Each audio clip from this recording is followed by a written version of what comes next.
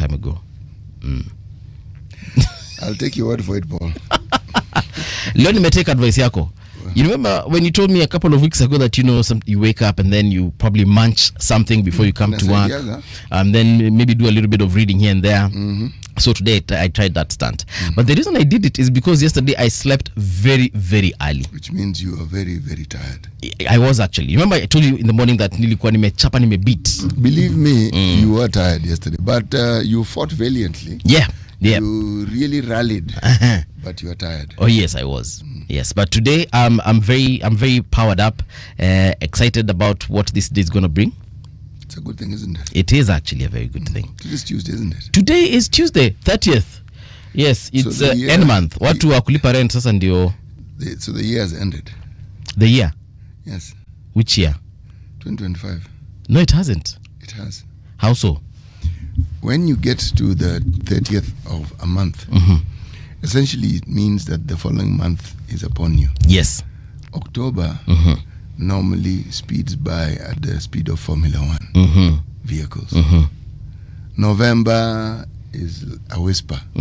Before you know it, December. Now December, that now is a sprint. Yes, that's what I'm saying. The year is over. So a lot is happening this month. Some universities are going to be graduating.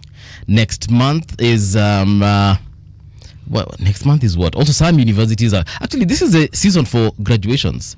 October, I know Multimedia University are graduating some of their students this month. Sorry, November also.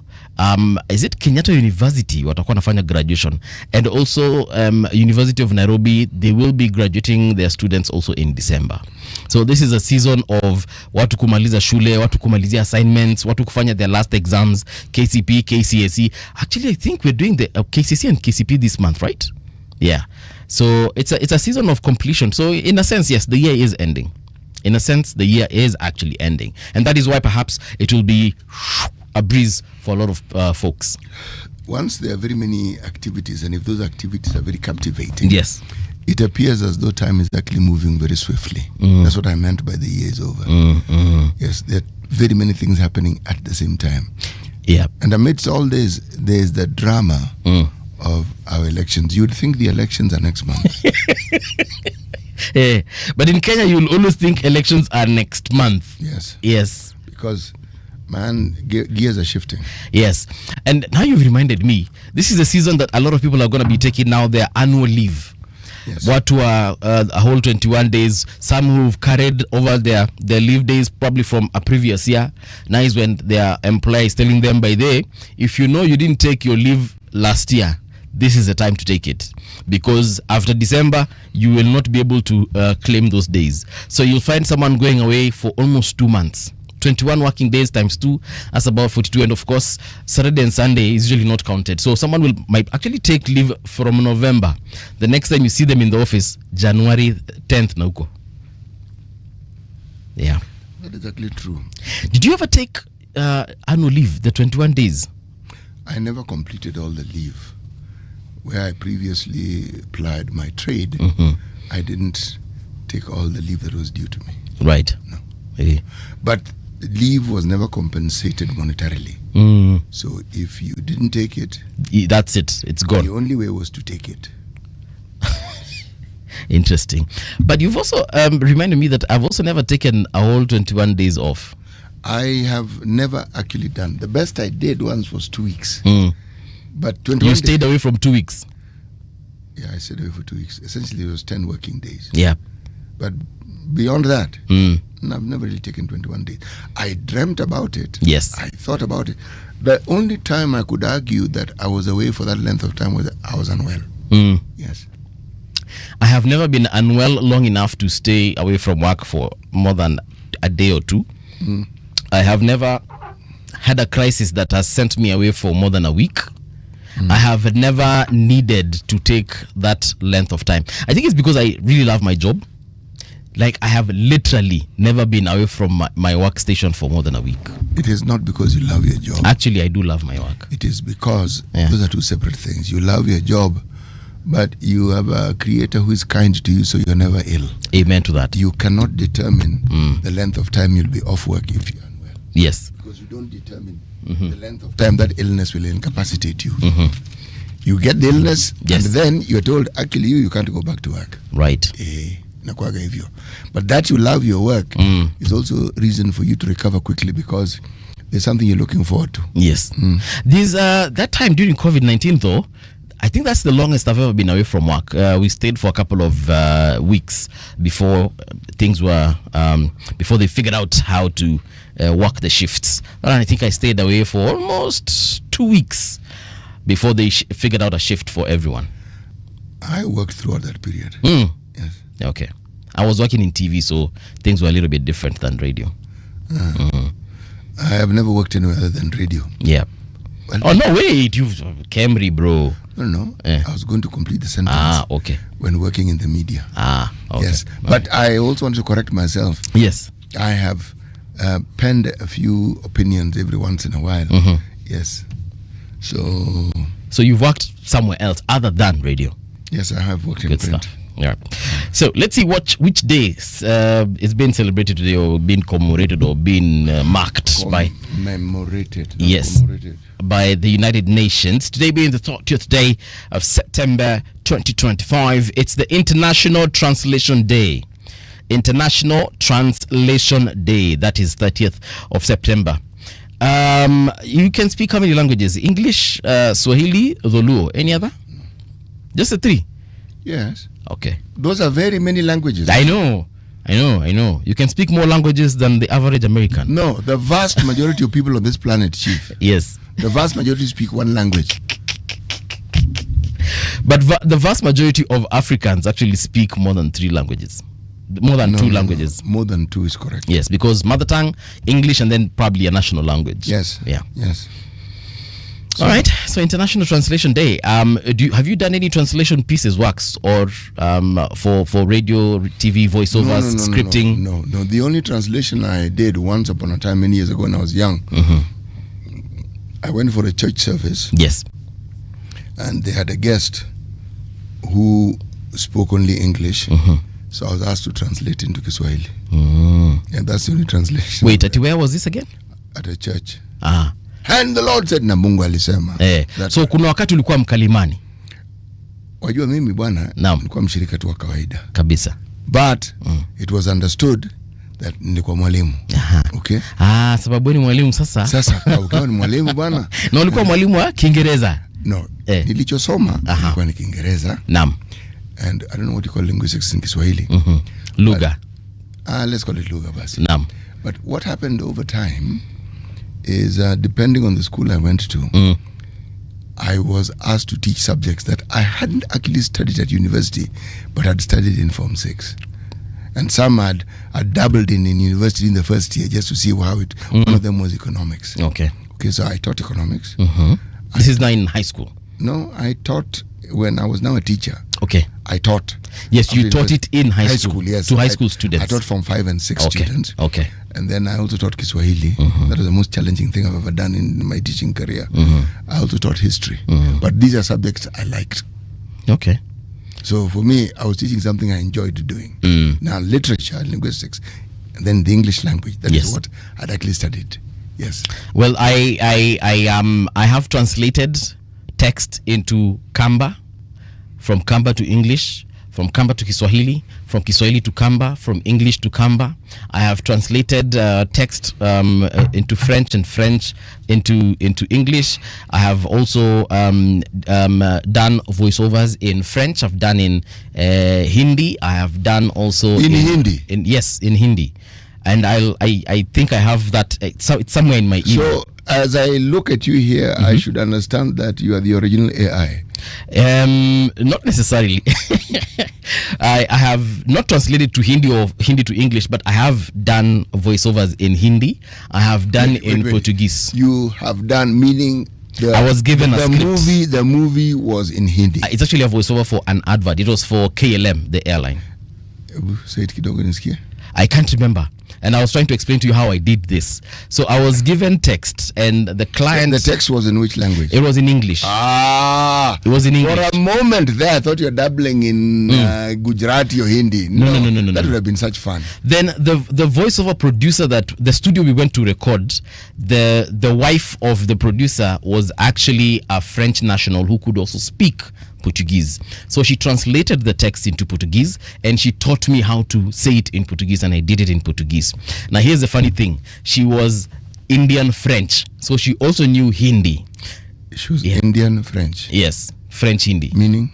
The way there is Black American or African American or French American. She was Indian but French. Yes. An Indian born in France, lived in France. So she was, for all intents and purposes, her nationality was French. But she had Indian parents, and she knew how to speak Hindi. So she translated the same text into Hindi and taught me how to read in Hindi. She was a French woman of Indian origin. Yes. So international translation day, I'm actually proud. I spoke those. I think I actually spoke more. I spoke French, Portuguese, and Hindi, and then of course English and Swahili for KLM, and they paid me handsomely. So talent mambo yote. All right, so methali yetu leo inatupeleka bado tuko pale ile ilikuwa ngani Mozambique? Chipalago, a place called Bazaruto. Wait, but it was Mozambique, right? Yes, it's in Mozambique. Okay, all right. It's in Mozambique, right? There is no elephant that complains about the weight of its tusks. There is no elephant that complains about the weight of its tusks. Yes. Makes sense. Too much. No.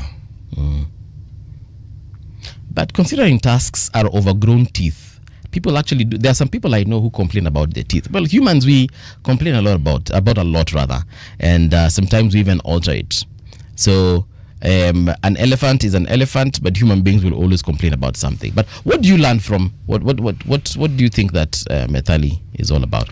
I think this particular proverb speaks of duty. Okay. There are people who are given to rising to the occasion when they are faced with an onerous task. Yeah. There are those who are given to complaining and whining when they're confronted by a difficult task. That is really what I gather. Because what I gather is don't complain about your nature. Accept who you are, perhaps. Yes, I prefer to look at it in terms of duty. Okay. The tasks belong to you. It is your duty to carry them along with you. Yes. True story. All right.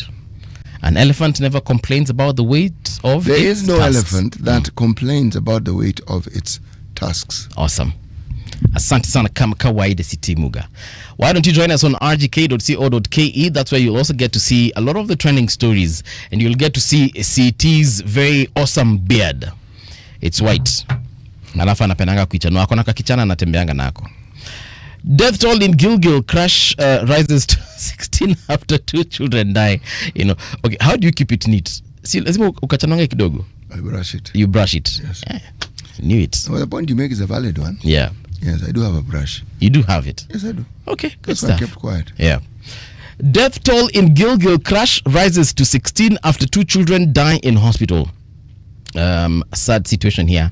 The death toll from Sunday's grisly accident near Kikope in Gilgil has climbed to 16 after 3 more victims who had been critically injured succumbed in hospital. The crash occurred along the busy Nakuru-Nairobi highway when a 14-seater matatu carrying family members collided head-on with a truck. 13 people died instantly, while 3 others were rushed to hospital in critical condition. And we have now known or learned that indeed How did that accident they occur? lost their lives. There is a video doing rounds online showing that the matatu was just coming from whatever direction, and then the truck in the opposite, and they just... That area of Kikope has a climbing lane. If you've driven on that road, you will realize that some people think it's an overtaking lane. It is not, it's a climbing lane. But it's usually very well indicated climbing lane. My friend, do people care? I know this because I was on that road for very many years. And I would see the very thing you hear me mention is what I would see. Now, if somebody's overtaking, yes, and there's the other person who thinks they're on the right lane, and maybe there's another vehicle next to them and they can't move, you will experience something quite grisly as this. But that's why I'm asking, what actually happened? The overtaking bit, I've gotten at what point were they overtaking, and how is it that this crash occurred? Again, a video doing rounds. I saw it yesterday for the first time, and it's not fire. It's one of those videos you watch and then it sticks with you for a very long time. And from the look of things, it must have been very scary for the passengers. Yeah, so let's hope that something will be done about that particular situation and that particular area. What it is, I don't know. Maybe some police officers they are trying to maybe put there to see if they can regulate the speed, because clearly speed governors nowadays are a suggestion for many vehicles and their owners. High Court gives Attorney General 14 days to respond to Kizza Besigye deportation suit. The High Court has directed the Attorney General to file responses within 14 days in a case filed by Ugandan opposition leader Kizza Besigye, who is challenging his deportation from Kenya late last year. The decision came after the court heard that despite being served 2 months ago, the state had not filed any formal response. When the matter came up for the compliance on Monday, lawyer Marwa, appearing for the Attorney General, informed the court that no responses had been filed. He explained that the respondents were based in different offices and letters sent to coordinate a joint response had not been answered. He then asked for an additional 21 days to file the documents. However, Martha Karua, representing Besigye, strongly opposed the request. She told the court that the respondents had been served on July 28th and had failed to respond by September 29th despite the ample time provided. City, nini na happen hapa hivi? Hii historia ya Besigye. So he filed a suit, of course, challenging his deportation. One of his lawyers is senior counsel, the Honorable Martha Karua, and I'm sure she has an able team of lawyers, and I don't think Martha would make a mistake in filing such an important suit and making requests for this particular response. They did this a month ago. A month later, nothing has been responded to. So, surely the thing that needs to be understood, Besigye was in this country legally. I believe he had come for the book launch of Martha Karua's book. And it then transpires that he was abducted. Now, for him to be abducted, two things probably happened. One, members of our security forces were the ones who probably abducted him and took him to the border. Or do we call it abduction, or do we call it they arrested him? Because they arrested him perhaps on the behalf of a foreign government. If you arrest someone on Kenyan soil, you normally take them to police cells. You don't arrest them and then take them to the border. Okay. He did not come into the country illegally. No, he did not. He used the proper procedure. Yes, and we knew he was in the country. Okay, Besigye is a known figure. He's not some non-entity. Okay. Either that or the Ugandan security officers are the ones who were in Kenya and they arrested him on Kenyan ground. Now, you see, the details of why this thing is creating the fuss is indicated by the very, very court case that you have. It's what states exactly what it is that they're fighting about. What I've never understood yes, in these matters is it that the president does not realize that he is the one who is making Besigye, he's the one who is adding to Besigye's popularity over time? And by the president, you mean President Yoweri? That's the only person I'm referring to. Okay. Because our president has nothing to do with this in terms of maybe his brother crossed the border, asked him for a favor and said, is it possible for you for your people to help me bring this person over? But he left Uganda, then came to Kenya, or had he left another country? No, he left Uganda to come here. Exactly. It's not the first time. Basically, he comes to this country fairly often. Yes, I remember he's even come here for medical attention. I have also had occasion to interview him, so I know. But I'm asking, because he left Uganda, came to Kenya, only for him to be arrested when he arrived here. Yes. Is it because they couldn't arrest him in Uganda, or what? You see, that's what I don't. Remember, I began by saying there are things I don't understand. Yes. Okay. Now, when you arrest a man like that, all you do is you ensure that the man is in the headlines even more often than the president himself. He's talked about even more than the president of Uganda. So his popularity keeps increasing. You incarcerate him in a police barracks, a military barracks. You popularize him. This man has been popularized over and over. It's what I don't understand. Perhaps we can even say that, Besigye, arrested or not, he's very popular in Uganda. Actually, he is well known in Uganda, very well known. Exactly. As for popularity, the sort of popularity that will win you a presidential seat, he is popular in a certain region. Okay. If you look at our political kingpins, you'll find they're also popular in certain regions. Kweli? Yes, they are known throughout the country, but their popularity and where they hold sway politically is in a particular region. Now, my question then is, if perhaps the reason why President Museveni decided that this guy needs to face court-martial, because that is what he's currently facing, is because he just didn't want another headache of having to campaign against him. I wouldn't know. Yeah. Again, that falls in the category of things I don't understand. Yeah. Because everything I've seen of Professor Yoweri Museveni, he's actually a very reasonable person. Everything I've seen about him, he's even logical.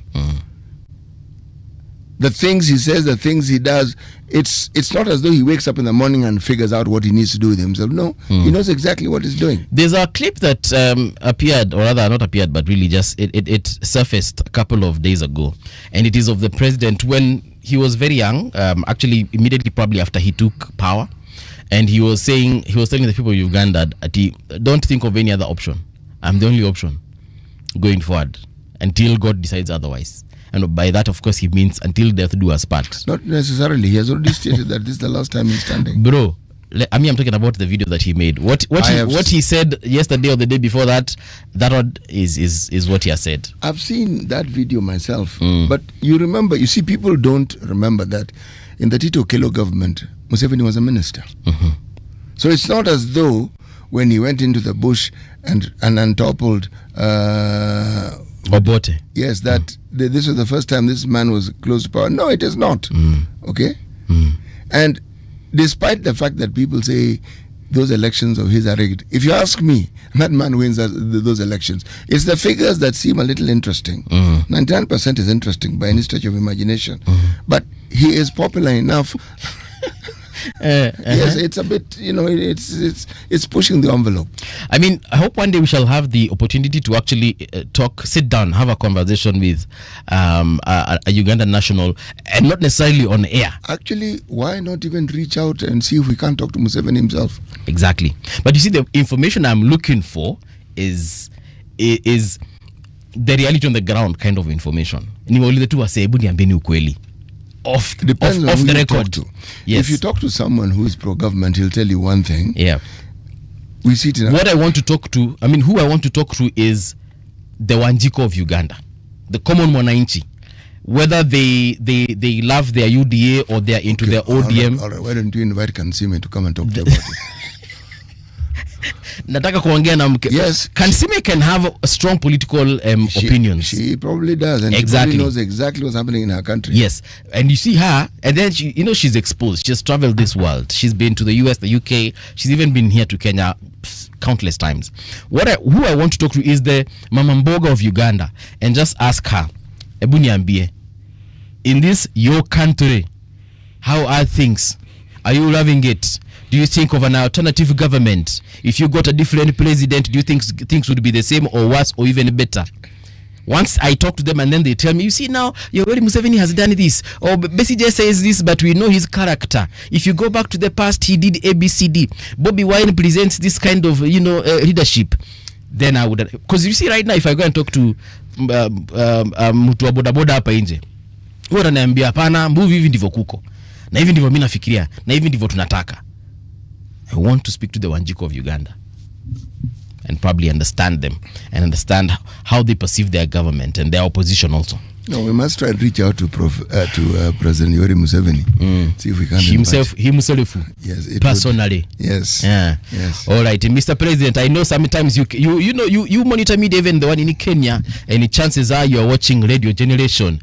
Our number, Your Excellency. Let me find it. Sometimes it escapes my mind.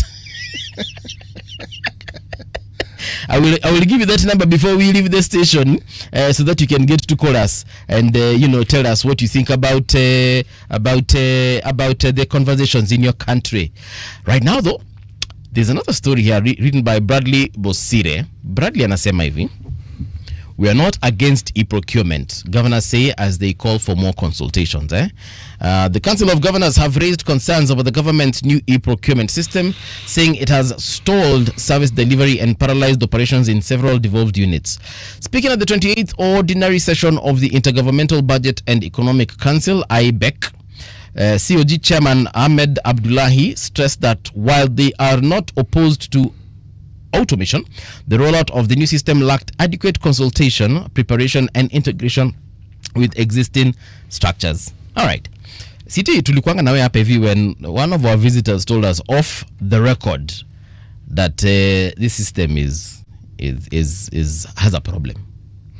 Is there any system when introduced and touted as being new? Yes. Is there any system of that nature that doesn't have teething problems? But according to that official that we spoke to, he was telling us that no one wants to tell the president, or at the very least, they are afraid of letting the president know that this thing is probably not going to perform at all. Forget even performing to some level best.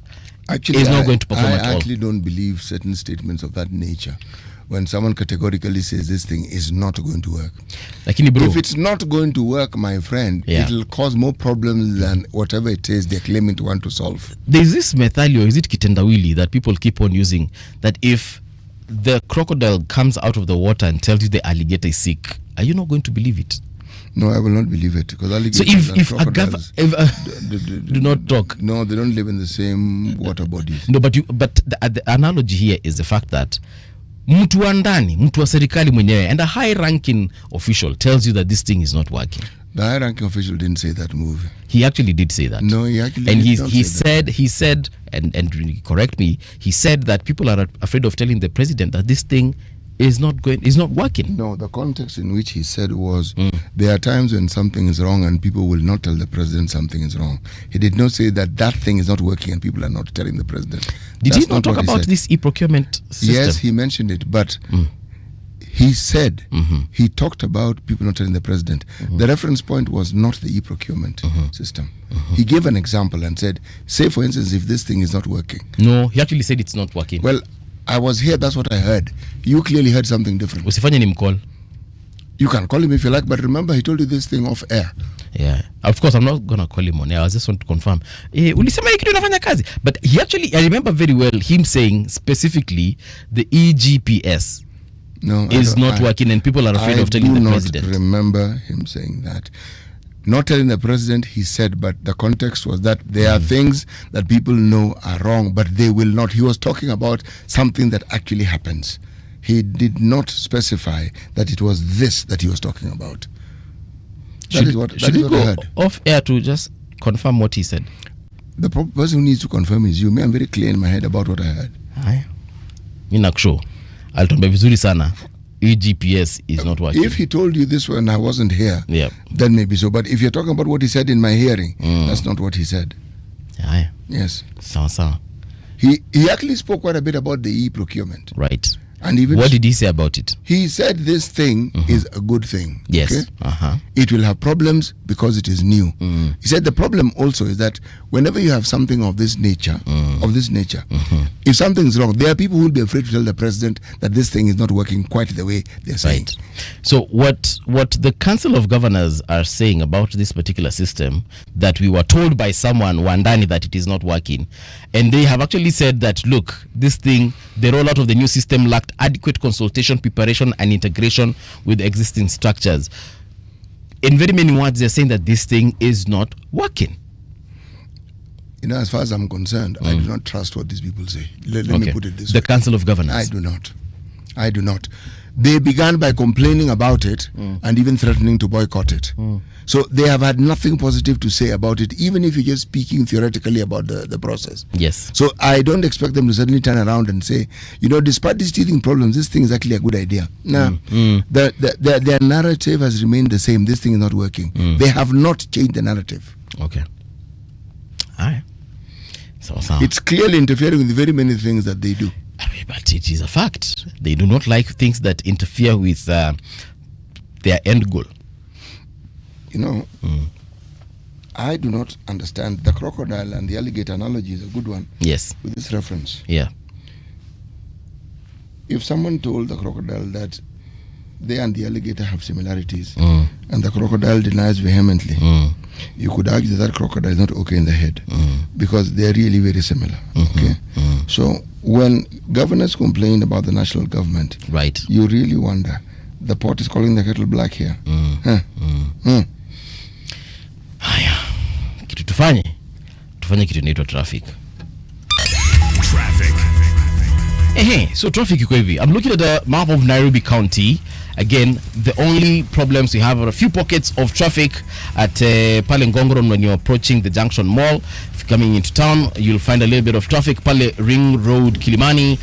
Then the next traffic you'll encounter is at the what we like calling Nairobi Funeral Home roundabout. Of that, guys are moving well into the CBD. Ngong Road, not Ngong Road, but Uhuru Highway. When you're approaching Haile Selassie, hapo tu ndio kuna ka traffic. Otherwise, muko nywe rest of the CBD. Bunyala Road looking good. Langata Road looking good at this particular minute. No incidences to report at this particular hour. But if you notice anything you think is of importance, tafadhali, why don't you highlight a brother? Makadara kama kawaida mko na traffic hapa hivyo. Manyanja Road where you meet Outer Ring Road, a little bit of traffic there, but it's because you're joining the main highway. After that, guys are moving quite well. Traffic on radio generation. All right, so now that I've been told that the president of Uganda is listening to the People's Breakfast, Your Excellency, the number to call is 0116-928-683. 0116-928-683. Why don't we call and have that conversation? You can also WhatsApp us, by the way, or even send a voice note. We shall gladly play it to the people of Kenya and the Ugandans in Kenya. Right now, though, it's time for us to look at the newspaper. And we have a paper called The Star. The front page says 24 counties, the weak link in Gachagua-Kalonzo axis. The story is on page 4 and 5. Big scramble as Western Nyanza jostle for DP job. And then code breakers, how girls are rewriting tech future in Kenya. ODM battles chaotic past in Kasipul polls as by-elections loom. And bid to give Moi control of LSK turned down heat on Kanu regime. Stories on page 13. This is on the Black Bar book serialization. You can check it out. At the very last page there, change of strategy. Wanyonyi banks on metric mile exploits for 800 meters glory in 2026 campaign. Karan Tusef eye strong 2026 season after tough 2025 campaign. That is as far as the World Rally Championships are concerned. And then there's this other situation here. Obel, flawed genius. This is on the Standard newspaper, the front page there. Professor Arthur Obel, who died in Nairobi after battling prostate cancer, was a towering yet polarizing figure in Kenya's medical history. Brilliant, disciplined, and eccentric, he claimed to have developed the controversial HIV and AIDS remedy, Pal Omega, which brought him both patients' gratitude and fierce rejection by local and global health authorities. That story is on the front page, but more on the inside. Court slaps ban on disgraceful habit of detaining bodies over unpaid medical bills. The High Court has ordered Mater Hospital to release the body of a patient who died there on August 2nd, ruling that a body is not property and cannot be held as collateral for debt. Page 8. Shall be revisiting this one shortly. And the Arsenal eye top spot as they end history of defeats at Newcastle. Jose Mourinho, Chelsea return prompts old memories. All right. What's on your end of the magazine tie? The Nation. Kenya-US trade tariff to triple on AGOA expiry. Job losses loom. Kenya's average weighted trade tariff with the US will nearly triple to 28% on expiry of the Preferential African Growth and Opportunities Act AGOA, according to the UN. That's on page 12. MPs say that under health, SHA is misleading on premium benefits. Lawmakers accuse the state of promising enhanced medical cover than what the social health authority is delivering.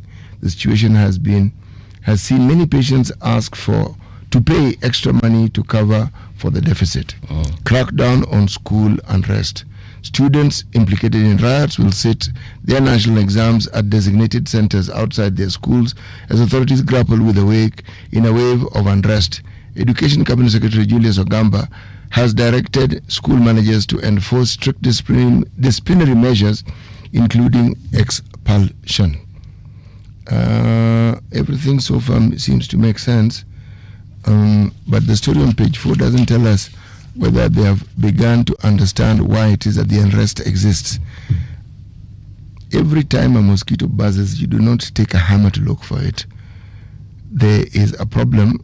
Whenever there's a wave, as you call it, of unrest, please find what the heart of the matter is, what the problem is.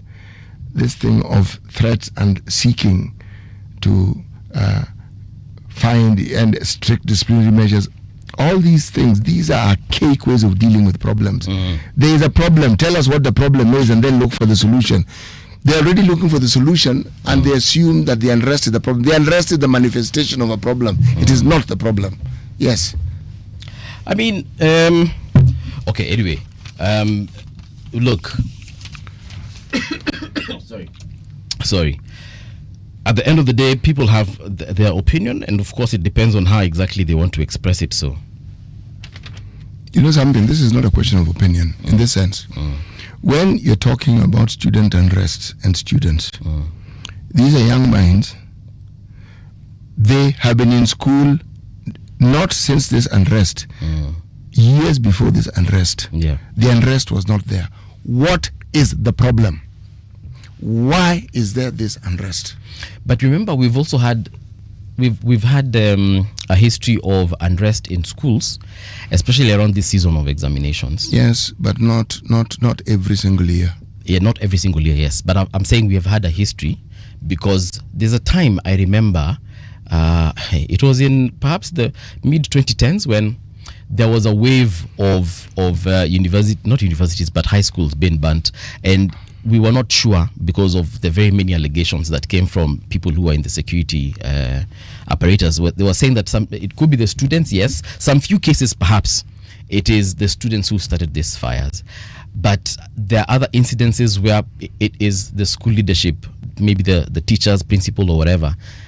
Sometimes even the board of the school was involved because they were trying to pass a certain message, either to the government, and I think it was actually towards the government, because there are some certain things that they wanted done and they were not being done, and the only way they could achieve their goal is perhaps to burn these schools. Again, there's a whole issue of insurance.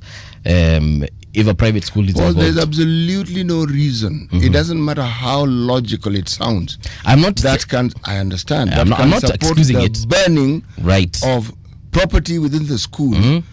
This criminal act of burning, we have seen it get other students killed as a result of this. Yes, we have seen it. Criminal behavior, once it is determined, must be punished. I am not talking about the behavior. I'm talking about the genesis. What brings about, because we talked about wave. An incident, a criminal incident, is an incident. Wave means it is something that is happening in more than one school. So what is causing it? That is my question. The action itself and those who perpetrate it, by all means, should be dealt with. I am asking for the cause. That is what doesn't come out clear. What is raising this? What is bringing about this problem now? What is it? Yeah. Again, has it been investigated? Because every single time it happens, perhaps the genesis and the reason, reports are even written on these things, Chief, is very different, right? So for this particular year, what could be the reason? what could be the reason why we have multiple schools? Because ingekuwa moja tungesema okay fine, they're complaining because they don't like their uniform, they're complaining because they feel they are not adequately prepared for the examination. Or let me read something for you. Yeah, this one is going to be interesting, and it's a typical Kenyan response.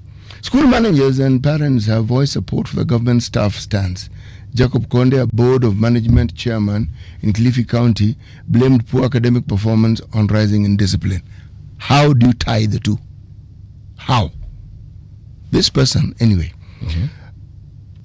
give us a clear direction on how to handle unrest and rogue elements in the school.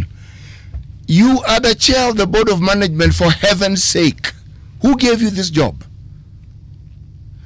The board of management is supposed to find solutions. He's asking other people to give him solution, and he's a chair. Just listen to that response. This is someone who seems to have abrogated his duties completely.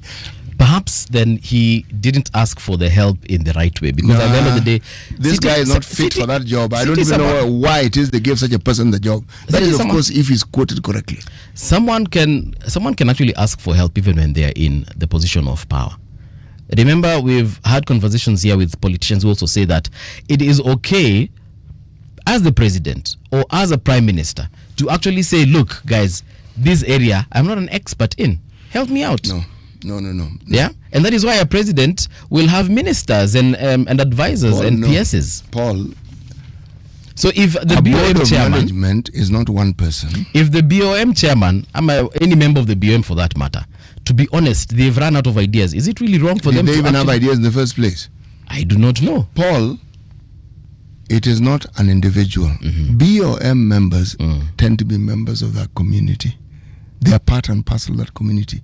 These schools are schools within the community. The vast majority of the students come from that community. Now, let me ask you. I think one time you told me that you were a BOM member. I was a chair, right? Yes. Okay, fine. 2 terms. That is 6 years. Good stuff. Now, in that time, in that period, did you at any one point meet a situation whereby you actually thought you might need outside help? No. You might not have consulted outside, but you might need, like, unaona ni kama mnahitaji kuuliza watu pale. There's only one incident. We needed the help because it involved accusations that had been leveled against a deputy. Right. So at that point, the ministry had to be involved. Okay? That is what we needed. Now, I'll take your words, because sometimes you say you only need something to have been done once so that you can actually say, if it has been done before, it can be done again. Right? So there's precedent. If this particular individual, and I'm not excusing them, because again, let's look at the situation at hand here. It's a very serious situation. If they feel like, look, guys, we actually have run out of ideas of how to solve this situation, is it not okay to ask for help? So? Si umesema tu hapa hivi saizi BOM chairman alikuwa anasema nini kwani? Let me read it so that you understand. Jacob Konde, a board of management chair in Kilifi County, blamed poor academic performance on rising in discipline. Give us a clear direction on how to handle unrest and rogue elements in the school. So he's asking to be given clear. There is clear, very clear guidance. There's clear guidance as to when you suspend a student. There's clear guidance as to when you expel a student. You do not need further clearance. The reason why that board sits to help the school the management in finding a way forward. That's what they do. If it were you being the chairman of this institution, what steps would you have taken? To do what? To ensure that you find out what has happened and how to move forward. It wouldn't have happened in the first place. But let's assume it has happened. How would you deal with it? Let's just assume it has happened, CT. How would you have dealt with it? The simple process is this. You ask the students to go and bring their parents. And you have a parents meeting. All students of the school? All. It involves the school, because such a thing, it means you've paralyzed learning. Yes. So everybody comes. Once everybody has come, you explain to the parents what has happened. And you explain the steps that you now want to take. Now, that on the board has to be there. This is the step. These are the steps that we want to take. Now, we have been told that there were some ringleaders. We will want to find out, to ascertain that there were ringleaders and what their participation was. That is the process that you take. Now, the process is not that you look for the ringleaders in order to suspend them or expel them. You want to find out what the problem was. That's how you start. They may have caused damage, but you want to find out from them. But while you are doing so, you'll be talking to other prefects, other students, and you'll be seeking to find out. Yeah. And I will tell the parents to take their children home with them. Yes. Okay? And then they will all come to school one by one with their parents. We'll have a meeting with the student and the parent, and questions will be asked. You will then get to hear what really happened. Because when they're in a group, it's a group mentality. When you come back to school with your parent, you are reminded that when you came to that school, you came alone. Now we'll be talking about what happened with you as an individual. It may take a week, but that's what we'll do. And then we'll get to the bottom of it and know what needs to be done. There is guidance from the Ministry of Education as to what you do in such cases. Okay. That is what you will follow.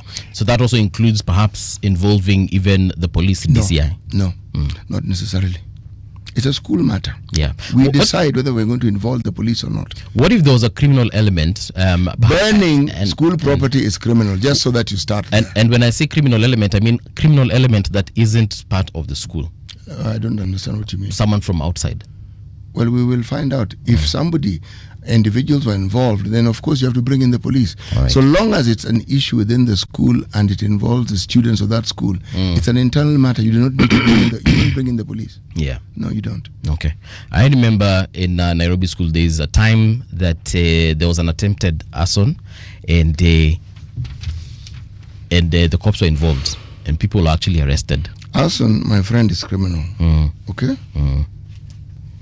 Hi. So, let's check out what's happening here in the front page of the Standard. Court slaps ban on disgraceful habit of detaining bodies over unpaid medical bills. The High Court has ordered Mater Hospital to release the body of a patient who died there on August 2nd, ruling that the body is not property and cannot be held as collateral for a debt. Now, we've been having these issues where people have been doing harambes because their kin has been in hospital for X amount of time. Their body actually has been in the hospital for X amount of time, and they need to settle a bill of 2 million, 3 million, 7 million. I remember one actually was detained for a bill of 10.5 M. Na tulichanga for 2 months, and we finally got that amount, and we paid, and they were released. City, what's your opinion on this situation? Which one? Detaining bodies. High Court bans detention of bodies over medical bills. Justice Safina ruled that a deceased person's body is not property and cannot be used as collateral for debt. The court directed that medical debts should be pursued as civil claims through legal demand and litigation. So, that is a High Court judge. Yes. And when he quotes, or when he comes to that conclusion, he is probably quoting precedents. He knows exactly what has happened over time. Yes. It is a habit that Kenyans have. It's not the hospital, it's Kenyans. That is how they seek. For instance, the institutions who, when you've defaulted on payment, yes, they will write letters telling you they're going to come to your place of work. So why would someone want to come to your place of work? The idea is to embarrass you. Now, you see, embarrassment can only last so long. Once you've embarrassed that person, it's the end of the story. That's the only card you had. Yes. What are they going to do after that? Arrest them. They haven't stolen from you. The next thing they'll do is probably auction you now. No, you have to go to court for that to happen. Yes. They go to court, civil court, like Judge Safina. Yes, said. And somebody goes to court and says, I am willing to pay them 20 shillings a month. Can you pay? Yes, I've already deposited the 20 shillings. That's the end of that story. But so you need to be reasonable, eh? If you owe this hospital 20 M, 10 M, and then you say 20 shillings a day I'm trying to explain to you that when you take someone to court, please understand that this is a double-edged sword. Okay? Somebody may not have been in a position to pay. That's why they owe you. And if they go to court and actually determine and prove that is what they can pay, and you're willing to pay, see, they're willing. So what are you going to do? They are willing to pay, and that is what they can pay. And they have demonstrated clearly that is actually what they can pay. And even that, they're paying with a struggle. What are you going to do? What I'm trying to say is, I agree with Justice Safina. Yes. I understand that hospitals are business enterprises. Yes. But I also understand that there are other ways in which you could actually look for this money. One could argue maybe they've tried those ways and this is the only thing that they can do. They hold on to the body hoping you look for the money. If somebody has been there for 6 months, does that not tell you a story? In government hospitals, there is a department that deals with handling such cases. If it is evidently clear that the person is unable completely, they simply write it off. It's something I have witnessed on many, many occasions. Not once, not twice. This is a government hospital? Yes, at government hospitals, I have witnessed it. I have experienced it.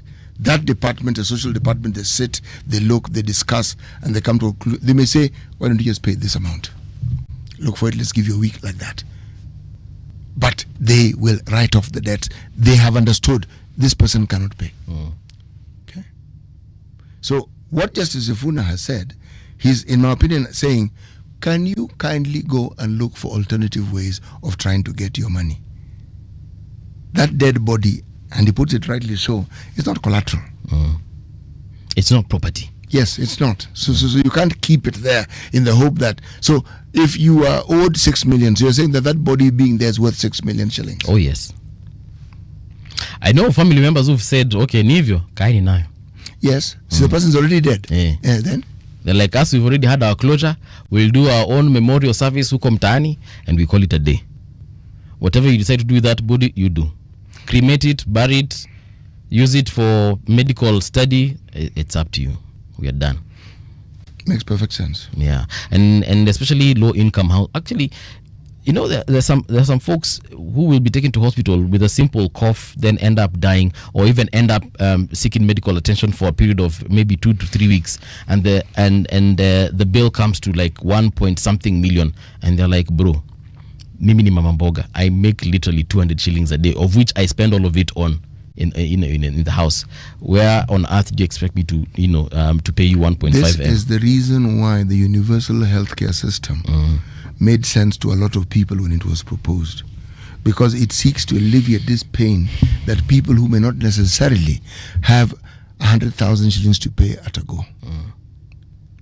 It is imperative that it is understood that a universal health system works on this premise that those who have more will pay more, so as to help subsidize for those who do not have, and yet they can all receive the same service when they seek it. That's the thinking behind it. Where you find the system works, that's what they do. Okay? Yeah. Yes. Let's just hope they get some kind of... I hope, and this, now that the judge has ruled, I don't know, now what happens in such a ruling? Does it mean that the next time someone is detained in a hospital, you just present this and say, well, kuna wakati Justice Safina alisema msihold mwili ya mtu. It's a precedent. It's a precedent and can be quoted. The thing is this, how do you get to a point where you owe so much? And of that monies that are being mentioned, how much of it is interest?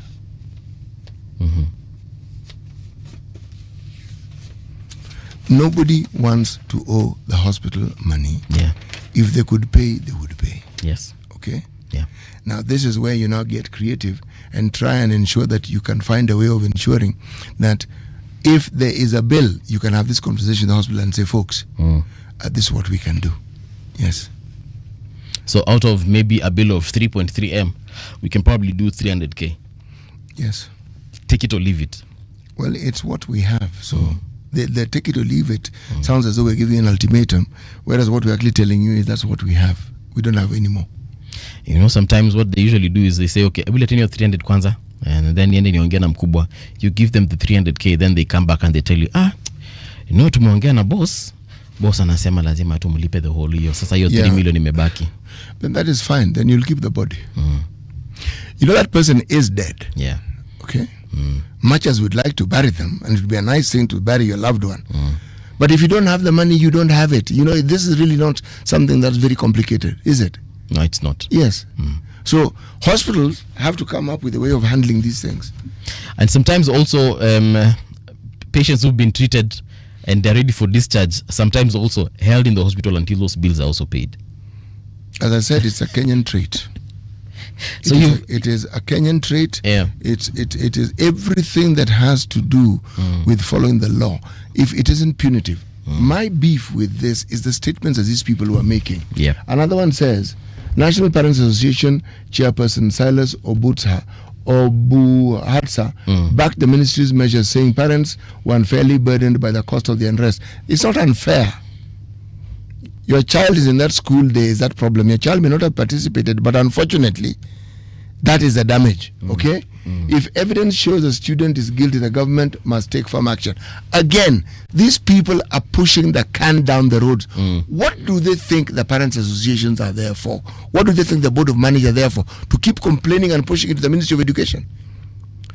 The problem is within the school. You are the chair of that association. Deal with that problem. Yeah. Find out why that unrest exists. If there's a teacher they don't like, find out why they don't like that teacher. If they're unhappy with the meals, find out why they're not happy with that meal. Yeah. Don't ever lose sight of the fact that these are growing minds. These are children. Don't lose sight of it. And they're just as prone to herd mentality as we are when we are electing political leaders, where we have proven over and over again that we apply very little thought and logic to the way we vote. So, if these children behave in the manner that represents the way their parents behave, why are we blaming these children? So it's a generation problem. It is a Kenyan problem. Kicking the can down the road, Kenyan problem. Yeah. Looking for someone to blame, Kenyan problem. Detaining bodies. That's Kenyan. Looking for somebody who you can push the problem to, Kenyan problem. Blame game. You're already a chairman, for heaven's sake. You are a chairman of that board of management. It's a Serikali's idea mentality. But sometimes, again, I'm not saying that we excuse them, but I feel like sometimes the people we put in authority, and especially if they're individuals who somehow connected to the government, they will always be like, I'd rather not do this and be blamed for not doing it, as opposed to doing it then being told I overstepped. Do you think that's another issue? You know, if that is your mindset, then don't take up any public position of responsibility. Don't. In fact, don't even get married, and don't have children. Because of the times, you are clearly irresponsible. A lot of the times people fear consequences of their actions, as opposed to... There are always consequences. When you do nothing, there are consequences. When you do something, there are consequences. So do it. Just do it, for heaven's sake. And ask for forgiveness later. What do you need forgiveness for? If you don't understand the function... By the way, you're not forced to be chairman of the board. Yeah. You may be invited, but you accept. Before you accept, do you know what you're accepting? But you know, the reason I'm saying this is because I've also had the privilege to interact with a lot of what are they called, officials of government in very many institutions at different levels, and the one thing they're always afraid of doing is taking action until someone above them approves, or until someone gives them the okay, because once they do that, they realize, well, I might have done something that CT, my boss, doesn't approve or doesn't like or doesn't agree with. Then now I have to start explaining to CT why I had to do this. Something as simple as even approving something to be purchased. Why don't you just approve and then explain why you made your decision? The moment you're dithering and you're uncertain and you are hee-hawing and you hardly ever make a decision, you need to resign. Because now people feel like you're stepping on their toes. So what? That job is beyond you. Yet it is within. Leadership is precisely that. You make a decision and you act on it with consultation from an informed position, but that's what you do. All these avenues are open to you. But if your choice of action is to dither and to ensure you never act, man, you are not fit for that particular purpose. Just look for something else to do. All right, that brings us to the end of our paper check this particular morning. We're going to take a short break, deliver the news to you. Then after that, we get into the second hour where kama kawaida kama K, we do have that very important morning conversation, and actually conversations, because today things are going to be mojo on the show. So don't go too far. We'll be right back. Here is the news with Winnie Maganga. Radio generation, the sound is fine. Pump it up, turn it high all the time. Let the music move you, let's sway. Radio G's got your jam all day. Radio Generation, the home of urban soul.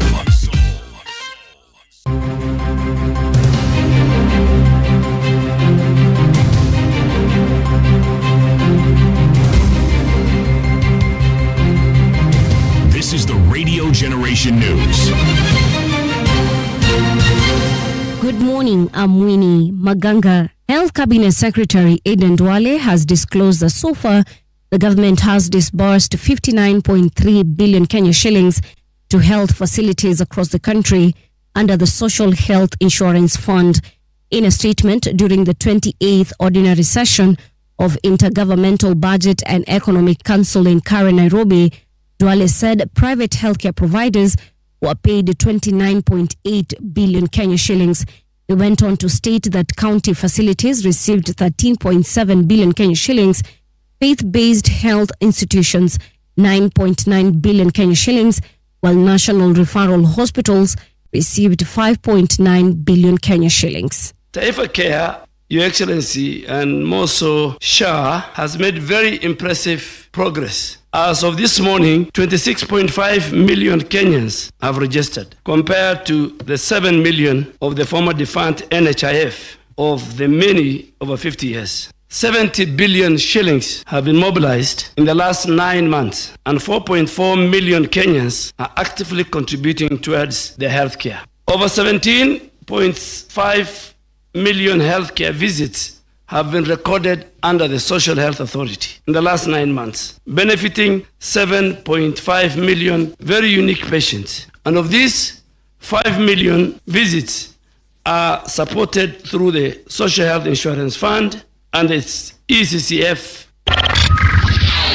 The Independent Electoral Boundaries Commission has called on young people to register as voters ahead of the 2027 general election. The commission projects that about 70% of voters in the next election will be youth, making them the largest voting bloc in the country.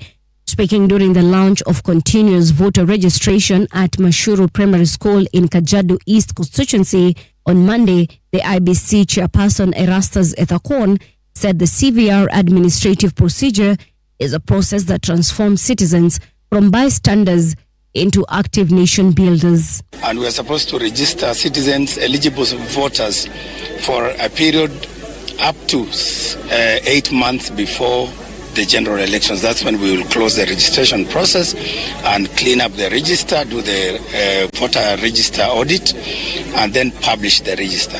So we are doing registration in phases, and this is phase 1, which will be focused at the constituency level. Then phase 2 will now go further down to the wards and villages. A woman has been arraigned in Nairobi court over accusations of fraudulent acquisition of public property and impersonation. Caroline McKenna Kinyua is said to have secured a teaching position by posing as another person and subsequently drawing a salary between May 2023 and May last year.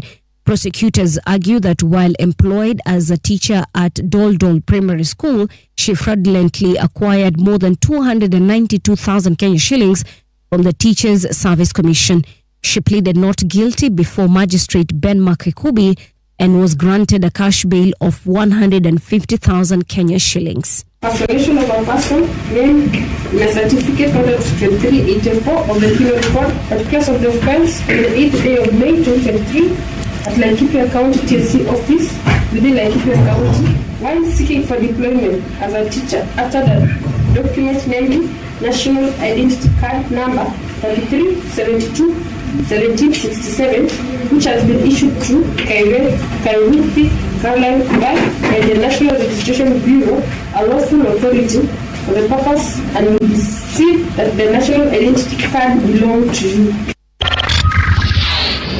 The UN Secretary General Antonio Guterres has defended the global body against criticism following a week-long barrage from several leaders.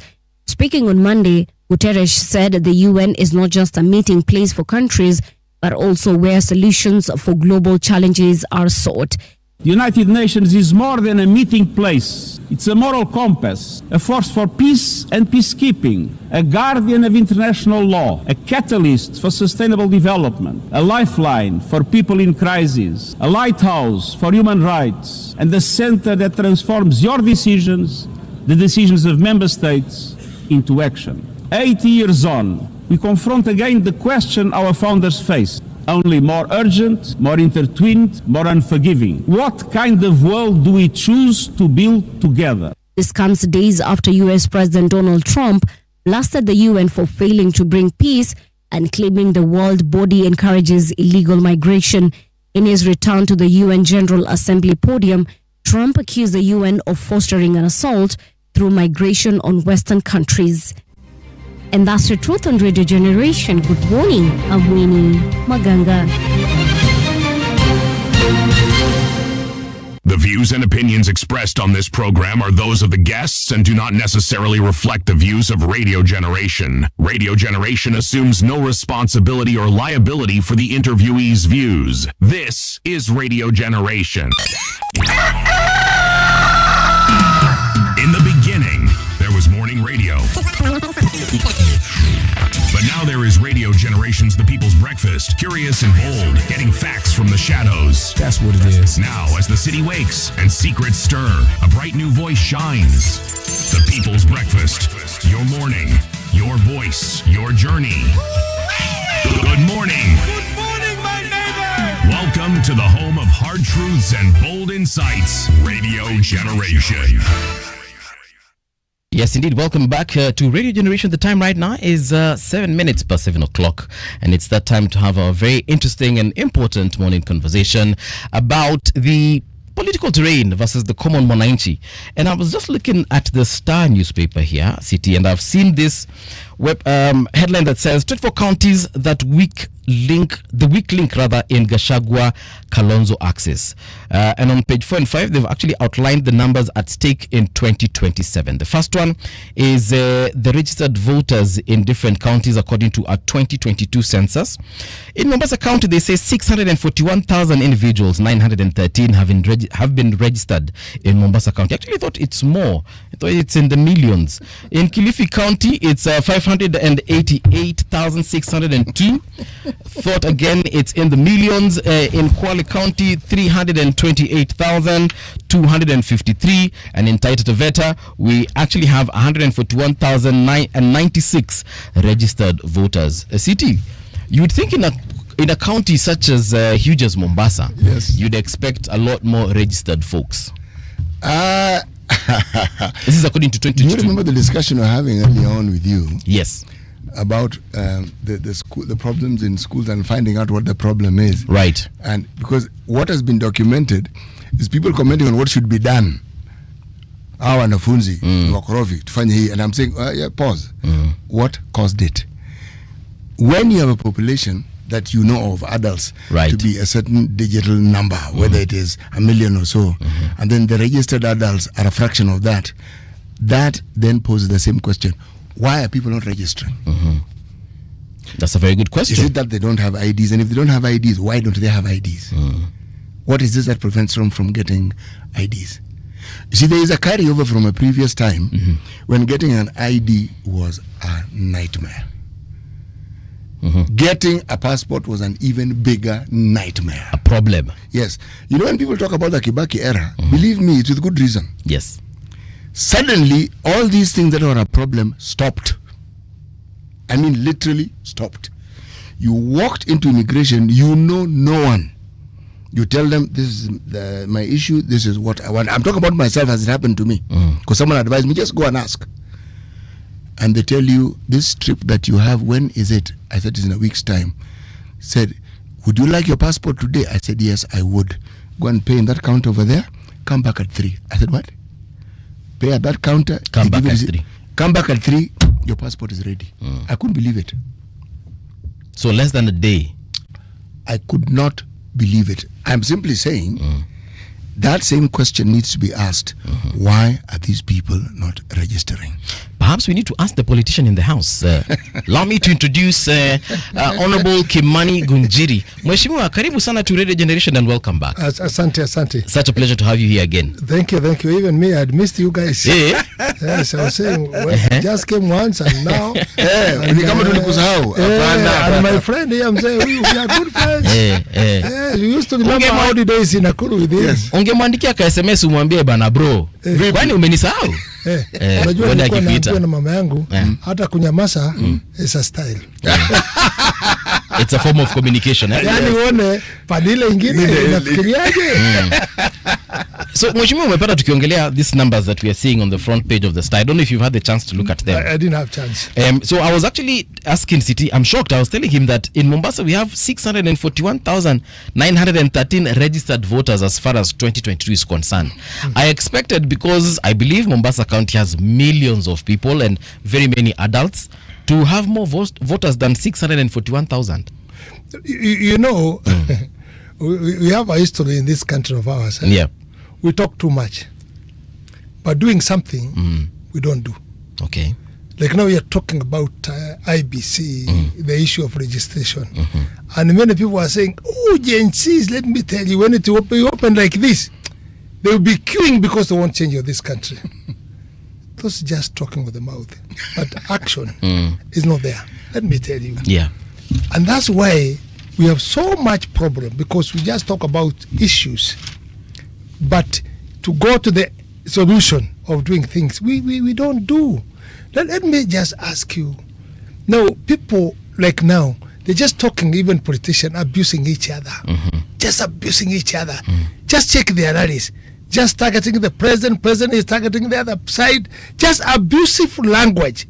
But the real issue of IBC, which can sort out problem, it has come. Who is talking about?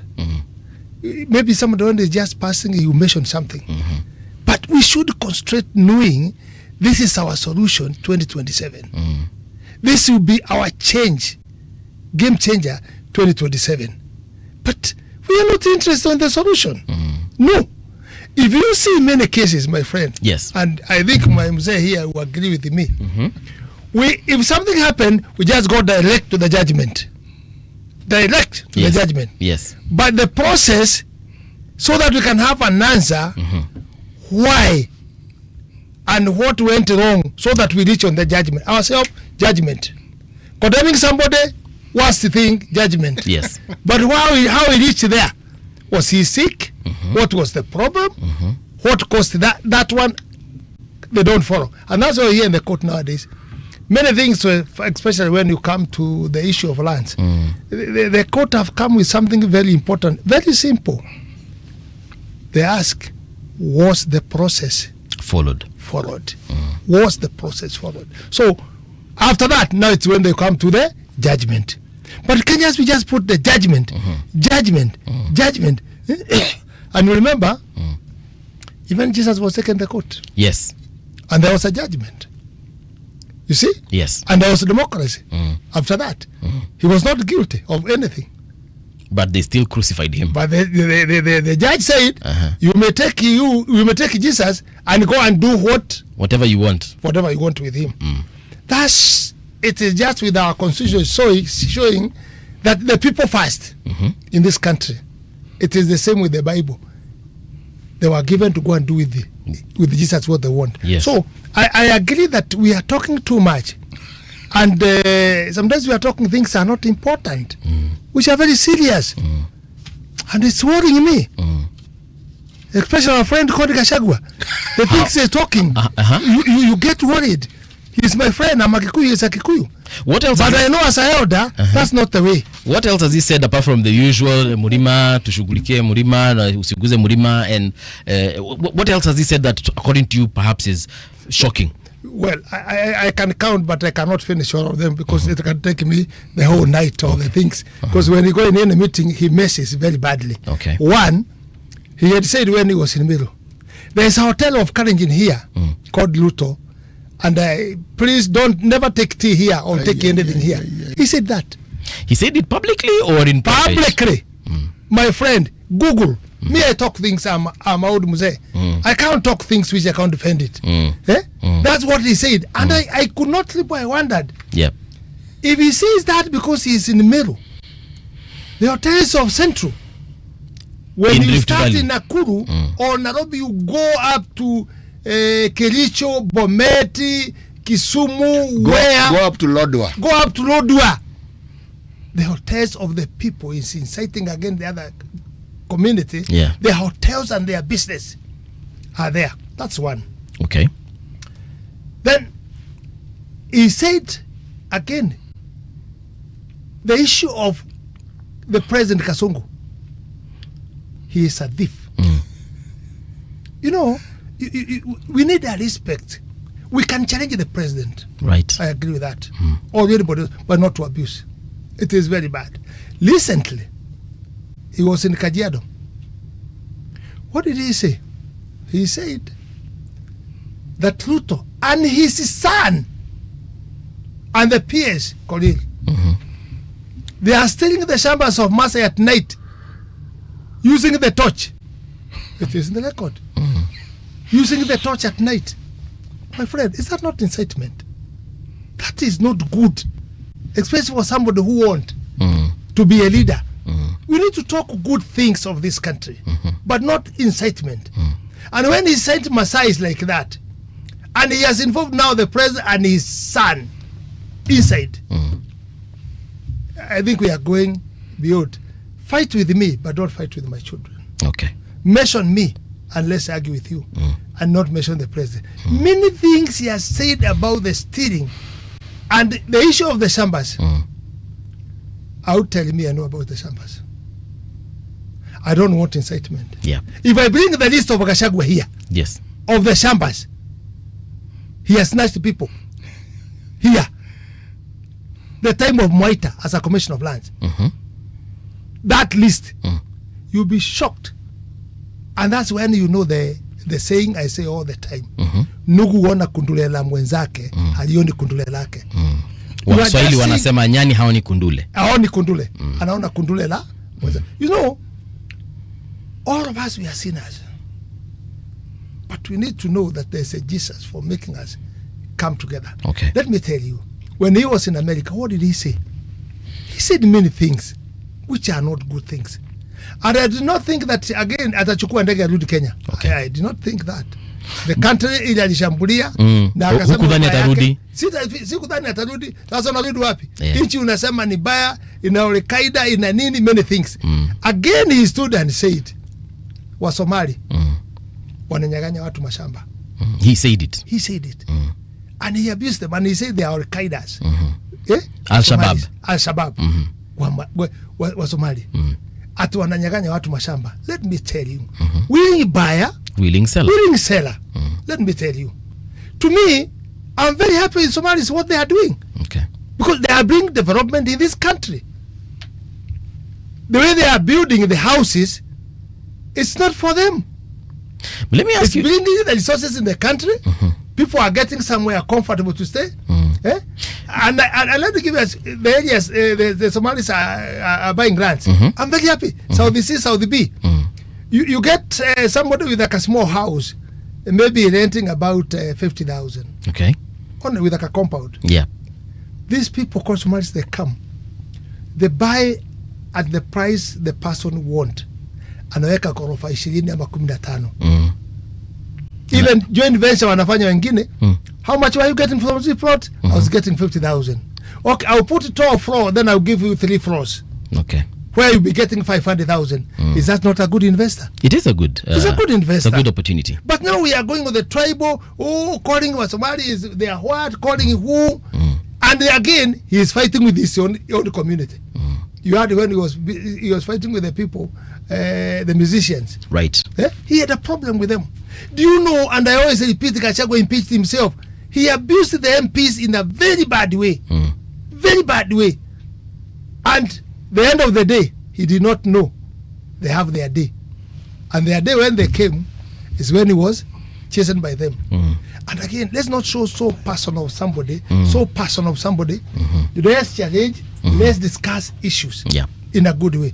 And the other day he was attacking again Raila Odinga. He was attacking Raila Odinga. Yes. Now, what he is attacking the family, he is attacking Raila Odinga, he is attacking Somali, he is attacking the singers, everybody. My friend, where are you going to live when you are alone? But I think one thing. Yes. And let me give a suggestion. Right. You know, kuna msemo ya Kikuyu nasema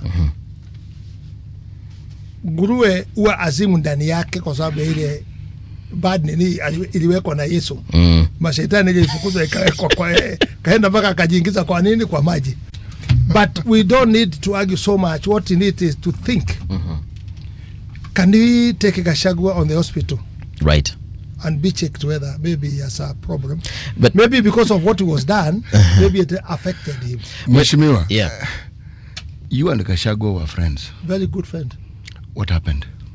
What happened is only a fool cannot change. I checked him and his system and what he's doing. These things you are seeing now, you as Kenyans, I saw them after myself supporting him to be the deputy president. I saw the movement. I saw he doesn't listen to anybody. He doesn't listen to anybody. And I saw he is so greedy. It is him and himself for anything. Then I saw, no. This is not there. This is the not person the I know. Yes, we need to be, all of us, this country, we're not going anywhere. We're staying here. My brother here, in his age, where are you going? He's here. Where am I going? Nobody is going out of this country. We can talk, but talk things which are very important to build in this country. As I have said, today we should be talking about IBC, pushing people to register, telling young people, you won't change. The change is not violent. The change is not demonstration. It messed you, demonstration. You died, and which is not good. Why can't we take votes in a good way, so that now we can make change on 2027? But Mheshimiwa, it seems as though the reason why he's doing what he's doing is because it seems to be working in his favor, because he has gained massive popularity within the community that he comes from. So perhaps he's doing this because the people that he represents, and people have actually now called him the kingpin in the central region. They seem to like what he's saying for them. You become popular because of abusing other people against other communities. Well, minus those communities. Minus the abuses. Let me tell you, those communities you are calling them Mlima. That's where my father came from. Okay. And I'm asking you, me and born in Rift Valley. Those communities, when you are inciting them against other communities, let me tell you, the Kikuyus who are outside of Central, right? There are many than Kikuyus in Central. Utajiri wa Kikuyu ile iko nje, it is massive.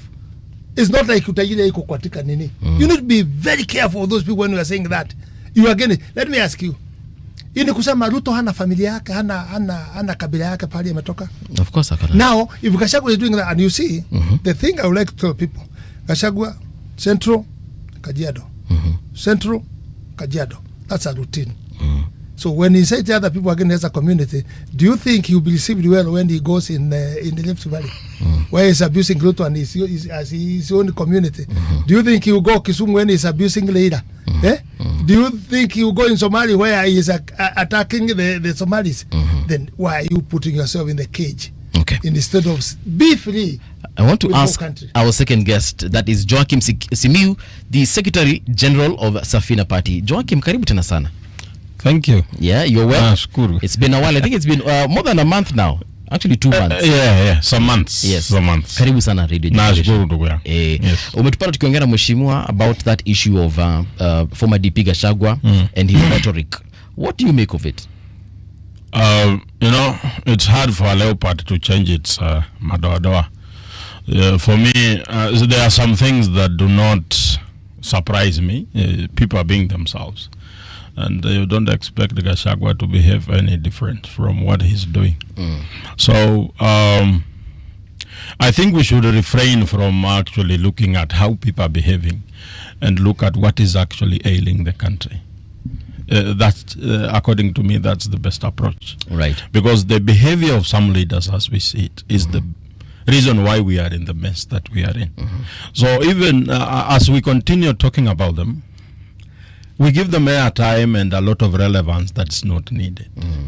We should. But is it possible to separate those individuals from our current political situation? Because at the end of the day, majority of these people would like to mine us from that conversation and focus on the issues that you'd like us to focus on, are part and parcel of perhaps the same conversation we want to have. Yeah, so as we talk about them, we should look at them from a point of what is their contribution to the problem that we have, and what's the way forward as we imagine a new country. Because the kind of tribal rhetoric casting a blanket condemnation towards a certain community. I don't think that's the best approach. And if someone behaves that way, that means that person does not qualify to be anywhere around the leadership of the country. But would you then not say that, you see, there's what we say in the public like now. Yes. Then there are what we say when we are closeted by people who belong to a cohort Yes. that we believe. Yes. In this country, when we speak a language with a certain group of people, the things we say about other communities when we're in that group are not the things we say in public. Yes. And the things we say when we're closeted often reflects the way we think, really. What we say in the public is for public consumption so that we can appear to be people who are broad-minded, people who have the interest Of the people. of the country as a whole. Yes. That doesn't represent the reality. We tend to think as Kenyans of community first. That's how we tend to think. Now, that, in my opinion, is not a bad thing. Because that community is where your relatives come from, that's where your roots are. It is not a bad thing. Where it becomes a problem is when the statements you make seem to now marginalize other people or puts them at a disadvantage. That is where the problem arises. When you seek to put your cronies ahead of everybody else, it is a problem we've had from Jomo Kenyatta. It is a problem we've had with Moi.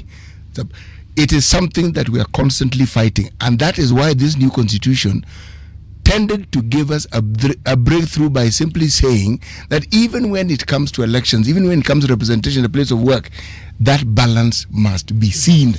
Not spoken of, seen.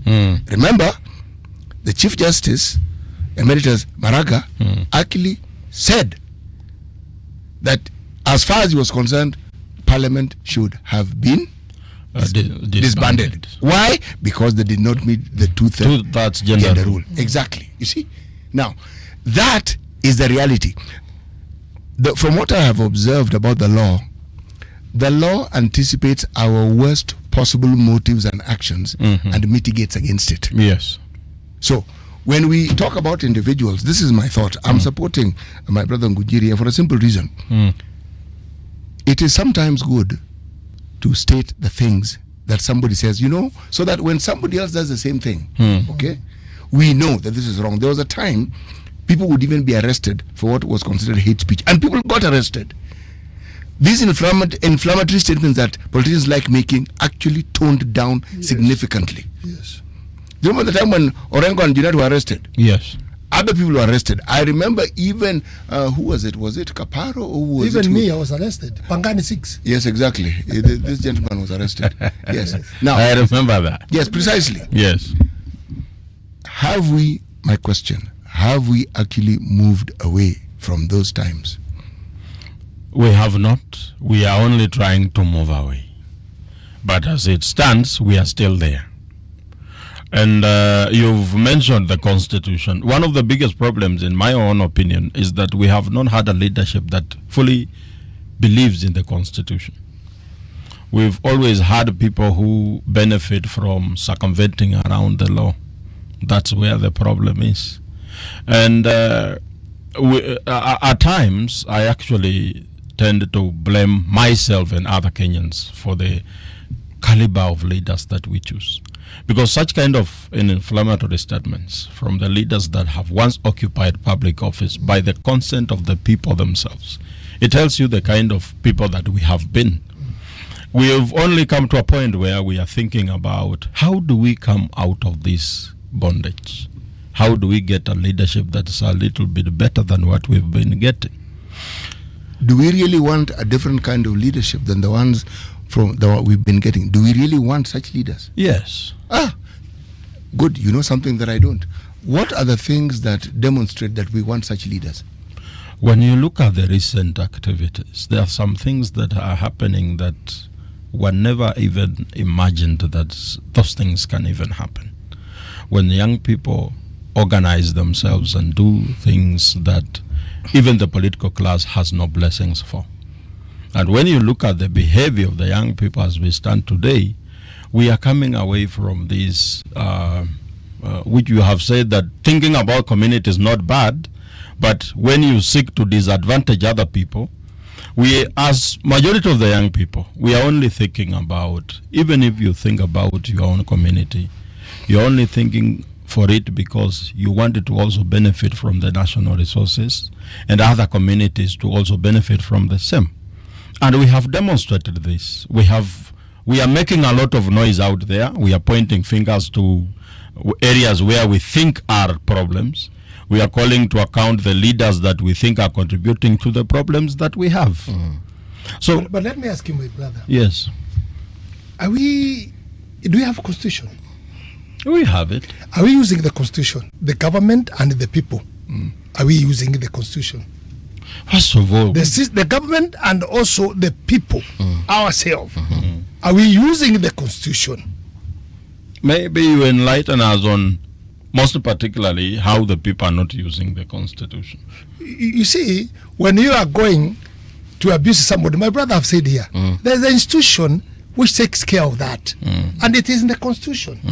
So those leaders who are going to abuse people and inciting, are they in the constitution? You know, are they following the constitution? It gives you know, people, if we leave the constitution away, then we make our own thinking how we should behave. And my brother have said something very important. You know, people used to be arrested. I think when Raila Odinga was in Nakuru, something happened, and I mentioned something I did not think is serious, and I was arrested. I was arrested, and I was in Pangani with a group of Junet and other people.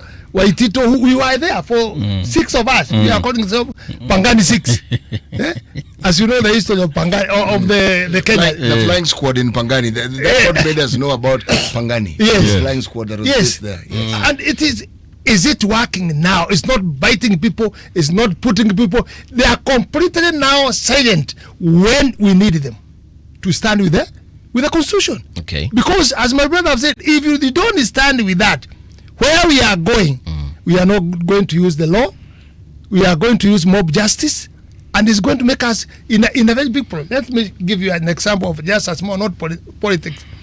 This issue of Boda Boda. You create something, they ban your car. They beat you. Are we in the constitution? So public are not using the constitution, and neither.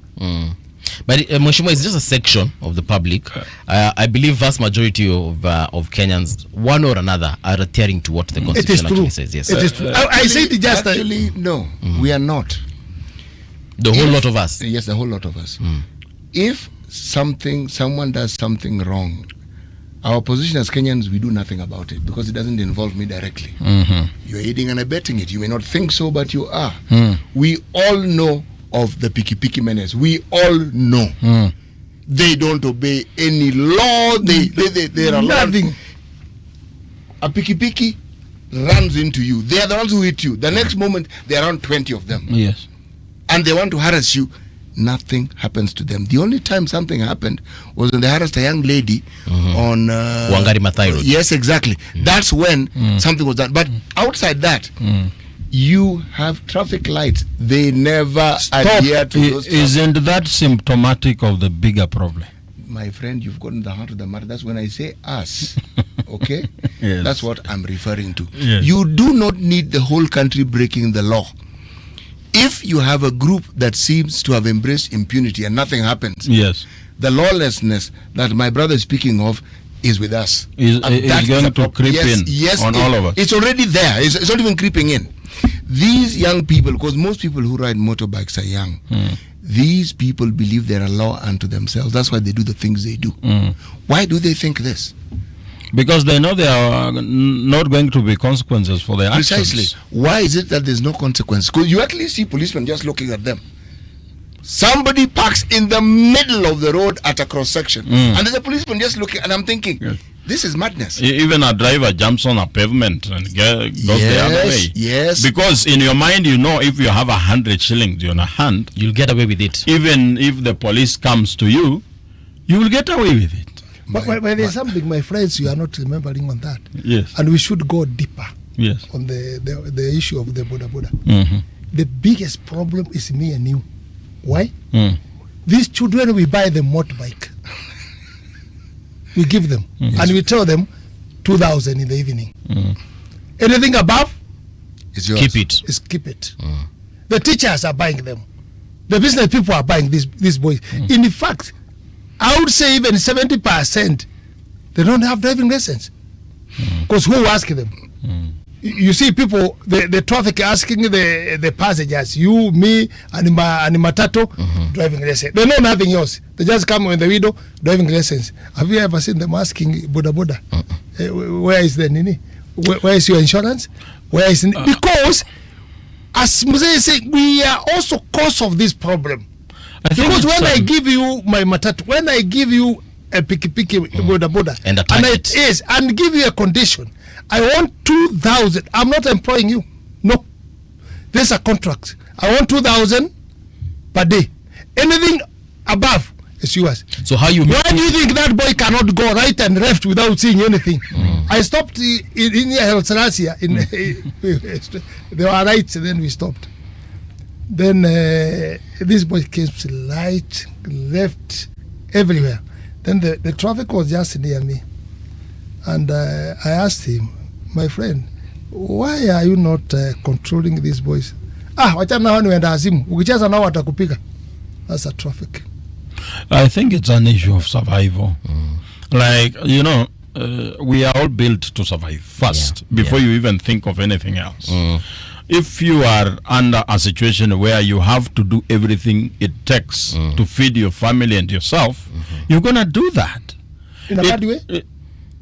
Ndugu yangu, You affect me so that you have something to feed your family? I am thinking of the reason why people have to behave like animals. They actually you're actually insulting animals. Animals are very orderly. Yes. Animals do the things they do with reason. They kill because they need to eat.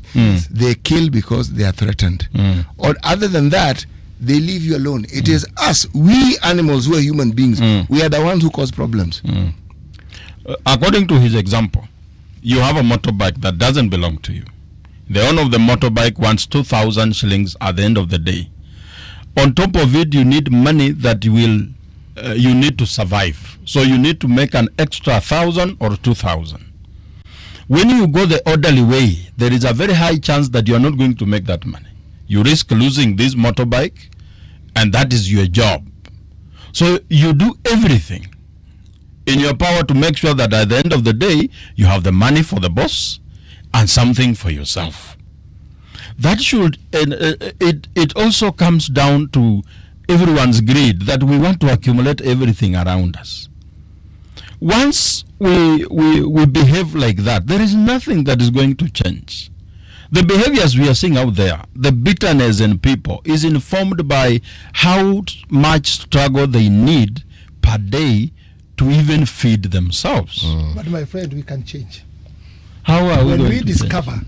that these boys are doing that, because they have to take 2,000 to the owner and to have something to feed themselves. Right. We have so much money being wasted. We check those boys who are not the owners, these Vehicles, yeah. Yeah, then we help them. Is We there have their own- intent? Is there a clear intent by the leadership to actually No, provide yeah, that? it is me now who is talking. I'm a leader. Yeah. I'm giving my proposal of what I think, my friend. Yeah. We should check those boys and make sure you don't have a Boda Boda. You are doing for somebody. Okay, come as a government. Let's make for you. This piki you can get here. Put Yes. just more deposit, or we put for you a small deposit. If you are able to pay the owner 2,000, come and get this Boda Boda yourself and behave and register and take all the the details for him. Give him a piki. If he's paying 2,000 to the owner, tell him you only be paying 500 shillings. But you behave. They will change. It's for us to show them or to make them the structure which can make them change. The other reason why we have this problem is that Boda Boda has become one of the only areas that absorbs young people from school. That after you graduate from high school, The only thing available for you to do that guarantees that you're going to get something out of it is a Boda Boda. And sometimes you don't even need to graduate from high school. Yes. You can just drop out, get get a Boda and start riding. That informs why there is an influx of Boda Bodas. That's why when I see empowerment programs where the government is dishing out Boda Boda, I'm like, what is happening? Because we already have more than what we need. Sai Boda Boda, they are the ones that are causing traffic jam. Why don't we think out of the box and try to say what areas can we invest in that can absorb our young people? Okay. What can we do as a leadership of the country that can aid in creating environment in an orderly way, creating employment to the young people, instead of us leaving them alone? When you look at the young people graduating from high school and the positions of employment that are there in the country, you realize that we do not have enough areas to absorb these people. You say, I mentioned the animal behavior. Yes. Let me say, for example, an elephant. Elephants are cool animals. They are not disorderly. But once they feel that they have been threatened, that their environment is being encroached in, they become violent. And that's exactly how even human beings behave. Let me ask you a question. Yes. And this is very important for me. I want to get you where you are. You have said the way the elephant do. But I think you need to put it clearly. When you touch their environment, that's where they react. When they feel threatened. When feel threatened. Do you want to tell me breaking the law is you have touched or you have threatened the life of Boda Boda? No. No. That's not what we I are mean. saying, let's try to make a structure which can help this. Because now we have a song, all of us saying employment. We can create employment in a good way, as we are saying with you and my brother here. We can, like when we say all of us, the government must employ. No. Let's talk with the government to show them as leaders. We can put these structures so that we can accommodate youth. But we continue saying youth are being condemned in a bad way without showing the structure. Because, by the way, the Boda Boda, if there is something moving the economy good of Kenya, let me tell you, It's the Boda Boda. It's the Boda Boda. Why? You move very fast when you have a Boda Boda. You'll be able to do, like America, you can do 3 jobs or 4 jobs per day. It's like we have come there with the Boda Boda. Even when you have your vehicle, when you ride on the Boda Boda, you'll be able to reach this office and this office and Within this a short office. time. A short time. Okay. And again, go to the Boda Boda in the village. These are the best. You know, there's areas where there's no road. And somebody here in the hill, anataka kulisha ng'ombe, anataka kulisha kuku. There's no way chakula kuku itafika wapi? Huko. Itafika na Boda Boda. Na Boda Boda. All right. Fertilizer huko juu kabisa pale hakuna gari. Boda Boda itafika. So we are saying they are very important people, Boda Boda, but we need to, we as leaders, let's not just be psychopath, but let's start saying this is wrong. How can it be done? But now, when we condemn and we incite them against the government, and they are going nowhere, and we are going nowhere, all of us, we are there to live. Recently, I think 3 days, let me cut for 3 days. Okay. I think 3 days passed. Did you see people who died in Kikope? Kikope, yes. The Matatu accident. 13 people died. Actually 16 now, as of this morning. 16 now. If you go chini kidogo, pali where there is an hospital there, ambulance taking a patient in the hospital had an accident, ikaua mgonjwa, ikaua dereva, ikaua family ule alikuwa anakaa kwa hiyo gari ya kupeleka mgonjwa hospitali, just because of the behavior, my friend. Behavior. So if we just try and tie it back to the common wananchi, and we were talking about the constitution, and then of course CT said that none of us is respecting the constitution. Yes. So basically, Joakim, what are we saying then? That we are all damned, we are all doomed, that this country is dysfunctional, we disband it to hamia Tanzania?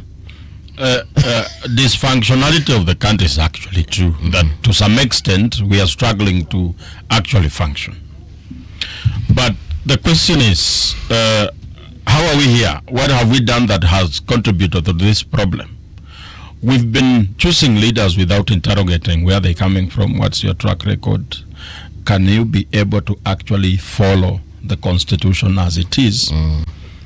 Because we only do things that that are dictated by our own behaviors. Why do you say we don't examine the salient history of the leaders we elect? We only vote for someone that mostly you share an ancestry with them, someone that comes from where you come from. If Kimani Ngunjiri comes from where I come from, and he's running against someone that doesn't come from where I come from, I will not interrogate Kimani. I will only vote for him because he comes from where I come from. Kesi baadaye. Yes, without thinking about the consequences of the same, that the decisions made by Kimani in that office will affect me directly. But Joakim, let's pause for a second. Yes. And let's examine what you've just said. When people talk to each other about someone they want to elect, what are the things they say? Don't they refer to some harambe that he conducted? Somebody whom they helped get a job? Funeral, somebody they helped. We have a timetable and a process by which you get known to the public if you want to go into politics in this country. And Mheshimiwa has mentioned it, you attend funerals. You empathize with the family, you give something small. You attend church services. Okay? Only around elections. Yes, yes. Some start earlier so that people can. Yes. There is a way in which people get to know you. Yes. It is a process that we Kenyans have. You go to common places where people go to. It is not that we do not understand these people. There are people, after all, we know them. Yes. We know their families. We actually know them. The stories that we tell about, this person is you, wash. He was doing whatever he was doing before we elected them. Long before he even stood, we knew. So it's not that we don't know. Yes. We do know. The tribal factor plays an important role because most of the leaders we elect in our constituencies come from the areas where we come from. But the point I'm trying to make and the question that I want to ask with this is actually my pet subject. Do we hold the leaders to account? Because it is not the election that is the problem. Political leaders know that they are not going to be held to account. There's nobody who's going to tell him, haki, if you don't deliver this, haki huoni bunge. Not huoni bunge tena, haki we, in 2 months tunakutoa. They know they have 5 years and they know there's nothing you can do about it. And let me add you there, my brother. The important thing, which is very serious in this country, you have said, if you know what attending, but the other one which politician uses is threatening the community where they are. Their community. We are in the problem. How so do they? Ruto is going to finish us. That's what's going in Milima. Ruto is going to finish us. We are going to be finished. He started with one of ours. Yes. We are in the problem. If you ask myself, in Milima, the problem which is in Milima for common Mwananchi is the same problem in Kisumu. It's the same problem in Nyanza. It's the same problem in Mombasa. Same for common Mwananchi. But, and this is what we should keep on telling voters. Yes. Don't be threatened by anybody with your tribe. There's no that threat.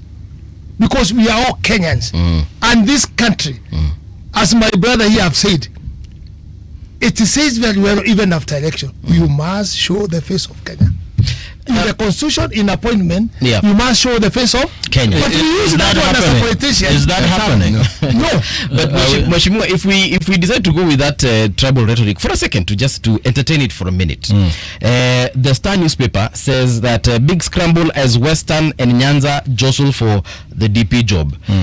Clearly, if Mheshimiwa Gachagua anasema ya kwamba the mountain is going to lose that grip on power, it looks like that situation is actually imminent, because if come 2027 they're not going to be favorite of the president as far as the deputy is concerned, then now you have come. Perhaps they should be now scared. you have come to the point which I will answer you. Uh-huh. The point. Listen to me, and the listeners listen.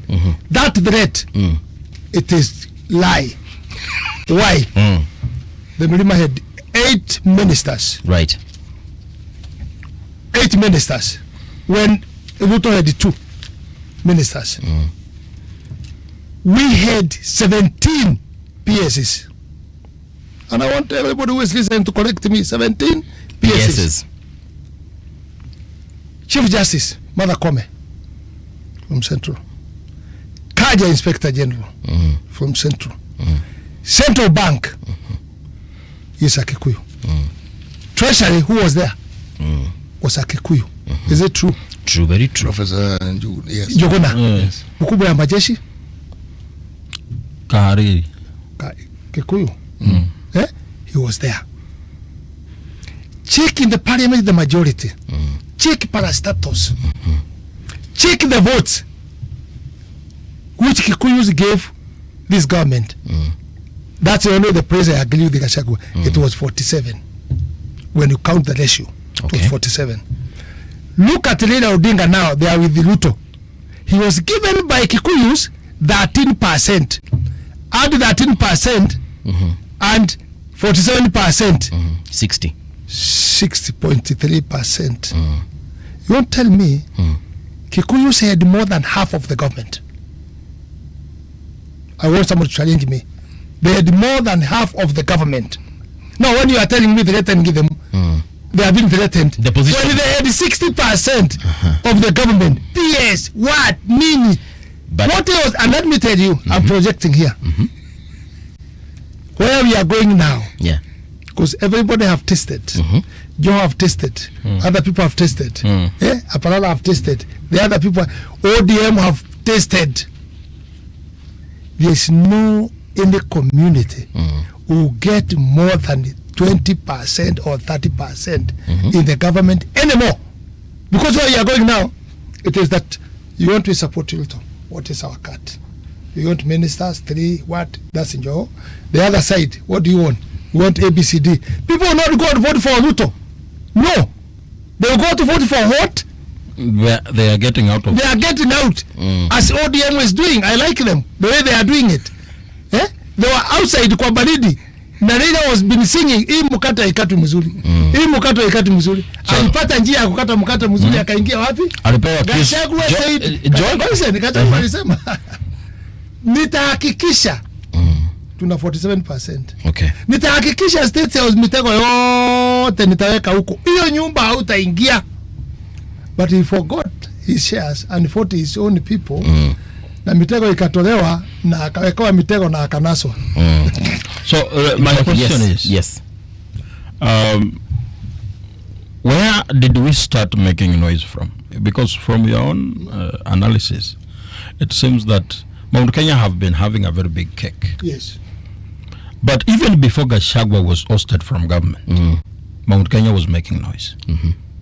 The question is why? Because... Tell me why they were making noise. Because... Don't put in Kulo. Tell me where. Tell me where.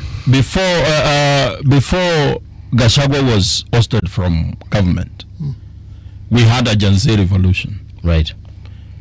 The biggest chunk of it emanated from the mountain.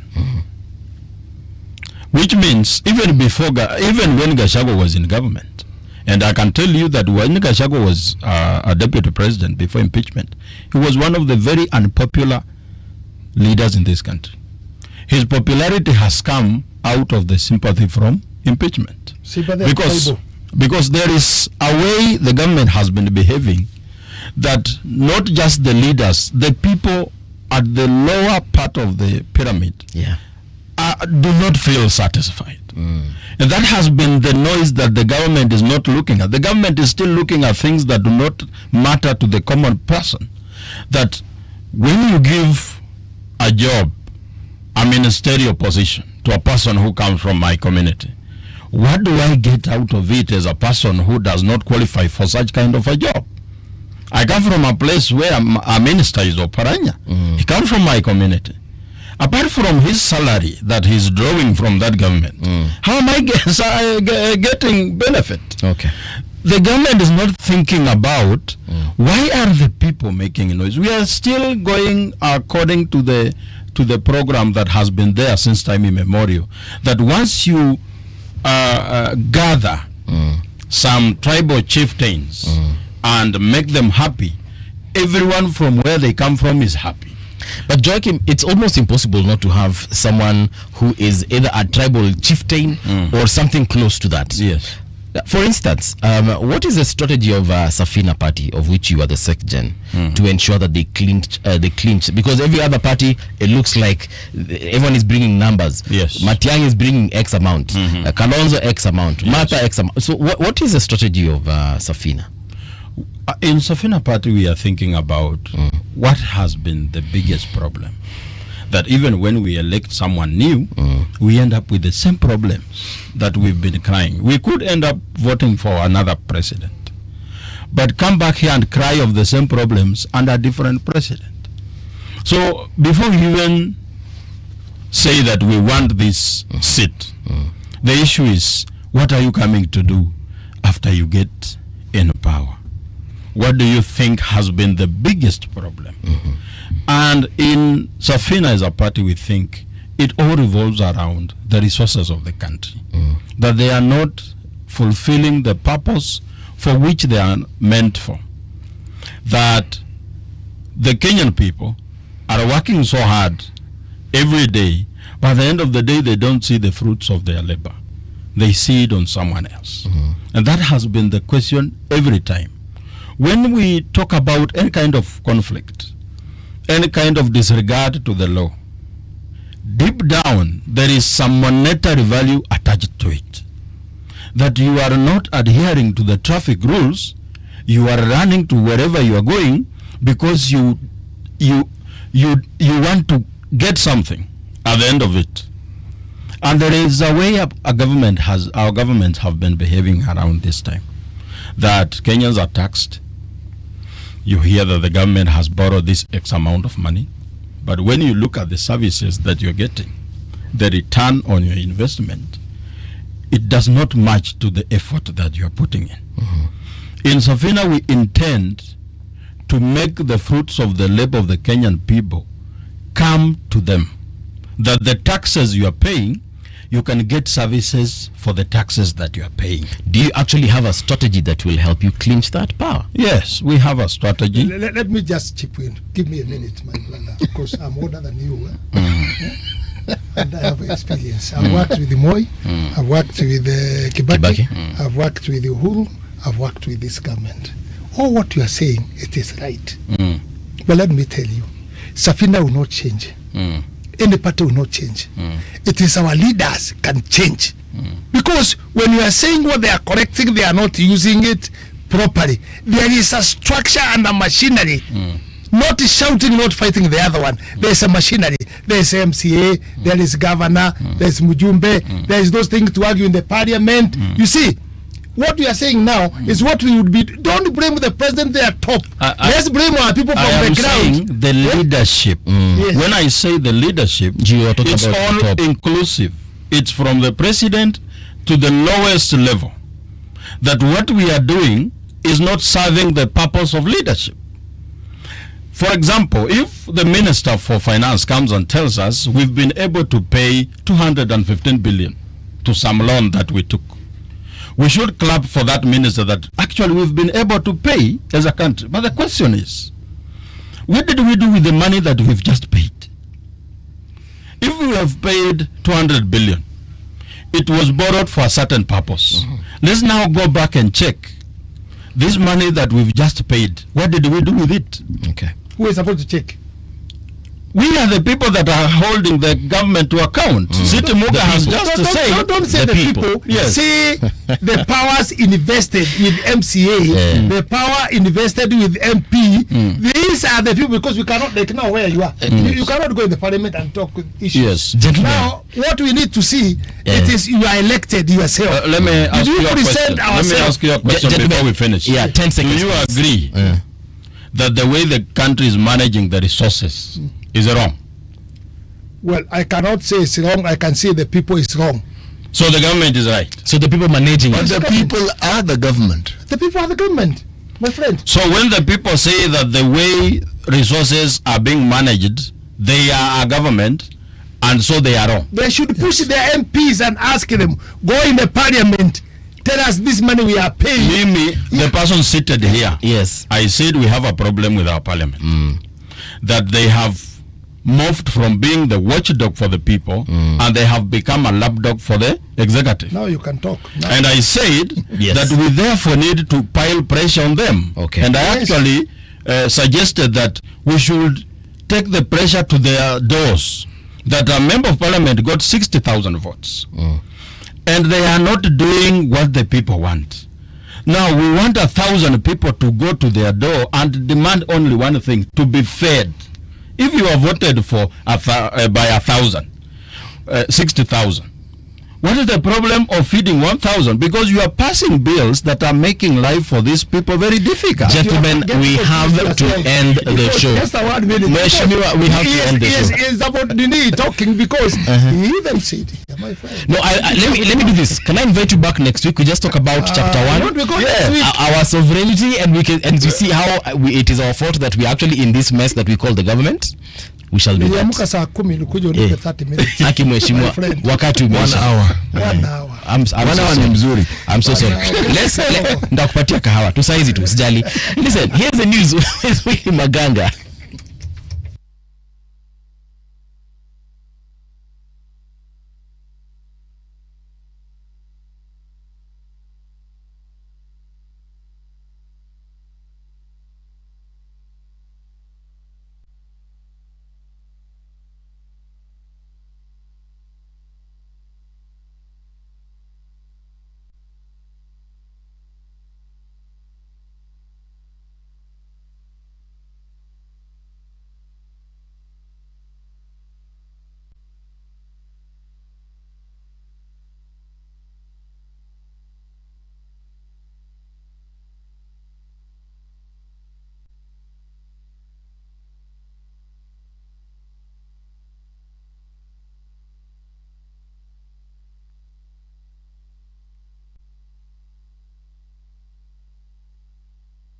Radio generation, the sound is fine. Pump it up, turn it high all the time. Let the music move you, let's sway. Radio G's got your jam all day. Radio Generation, the home of urban soul.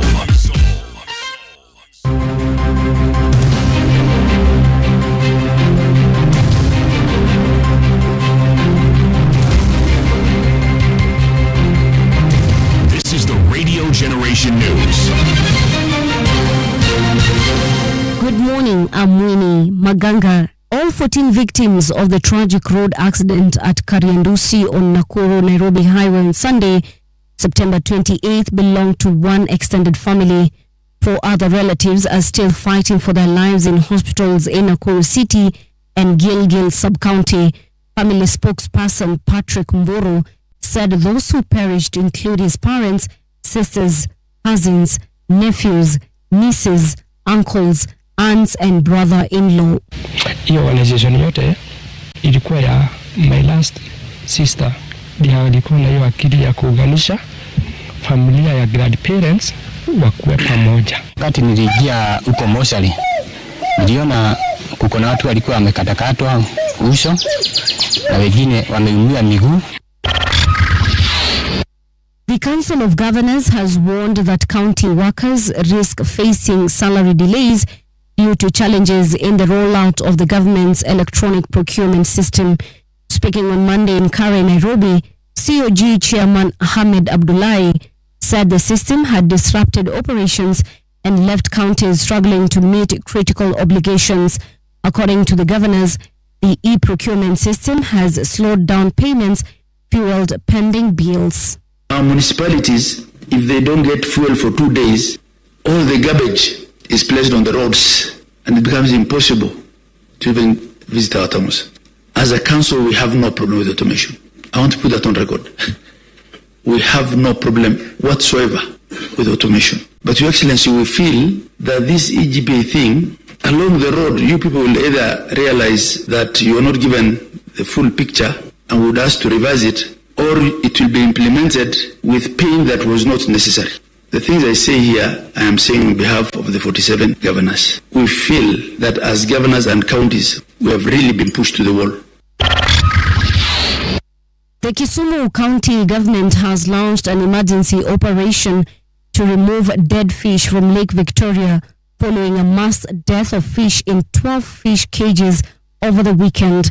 Local fishermen say the incident is a huge loss for them. Hasa zenye zimekufa hizi zilikuwa ziko almost kupaliliwa ili tuziuze. Sasa tuna hasara, tunaomba tu kama tunaweza pata wadhamini wenye wanaweza kutusaidia ili turudi kwa biashara yetu. Ni samaki ambayo ingechukua miezi mitatu inayokuja tungeuza hata shilingi milioni 20.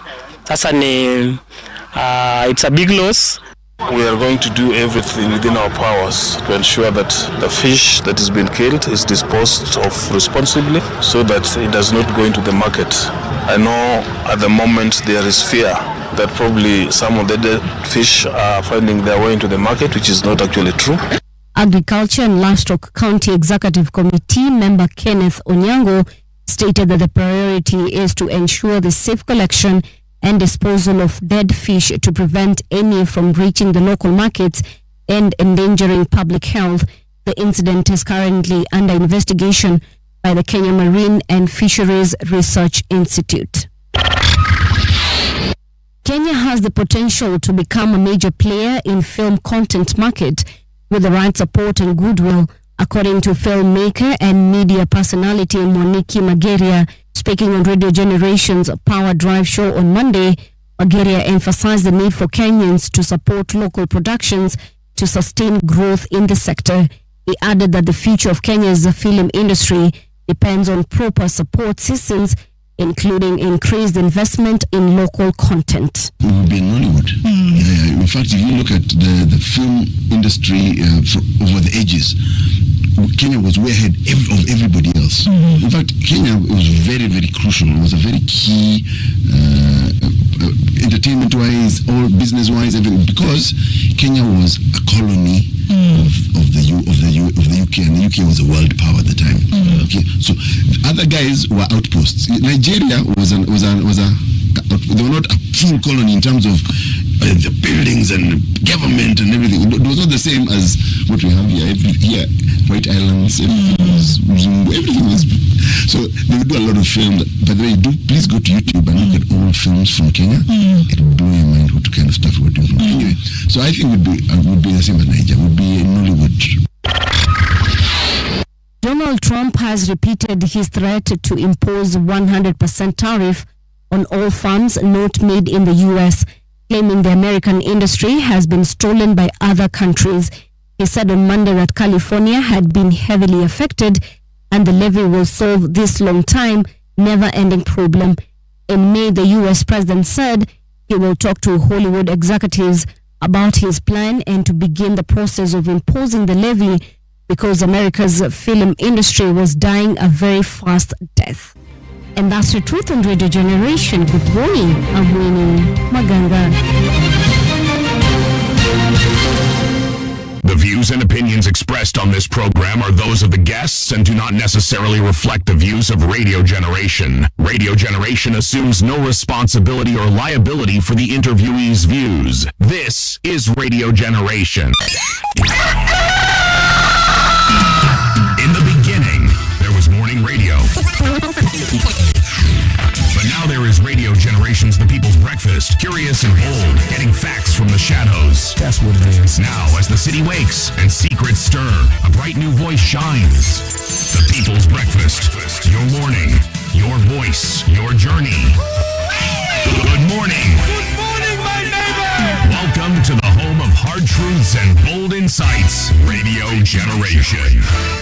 Welcome back. It is now 10 minutes past 8 o'clock. This is Radio Generation 88.8 in Nairobi. Mombasa, it's 90.7. And of course, we are live on our socials at Radio Gen KE across all of them.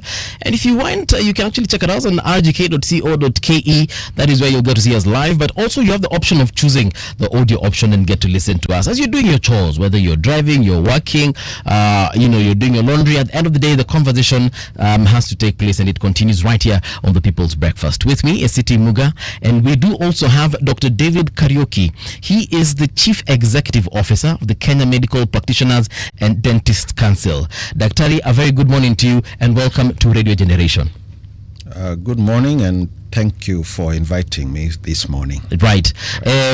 Sometimes when we're having conversations here, we realize that sometimes people cannot differentiate between KMPDC and KMPDU. So perhaps for the council, maybe you can give us a little bit about your mandate before we get into the conversation. Well, thank you very much. The Kenya Medical Practitioners and Dentists Council has been in existence from 1978. With a core mandate to protect the public from harm when they receive healthcare services, as well as guide the professionals, the doctors, dentists, oral health officers, as they provide services to our citizens. Right. Yes. The union is a welfare organization for the workers. For the workers. Right. Yes. And in the recent weeks, we've actually seen a lot of activities coming from the council. For instance, the revocation of certain licenses. I also the downgrading of certain facilities and so on and so forth. Maybe you can give us a little bit, tell us perhaps why you saw it fit to either upgrade or downgrade, certain institutions.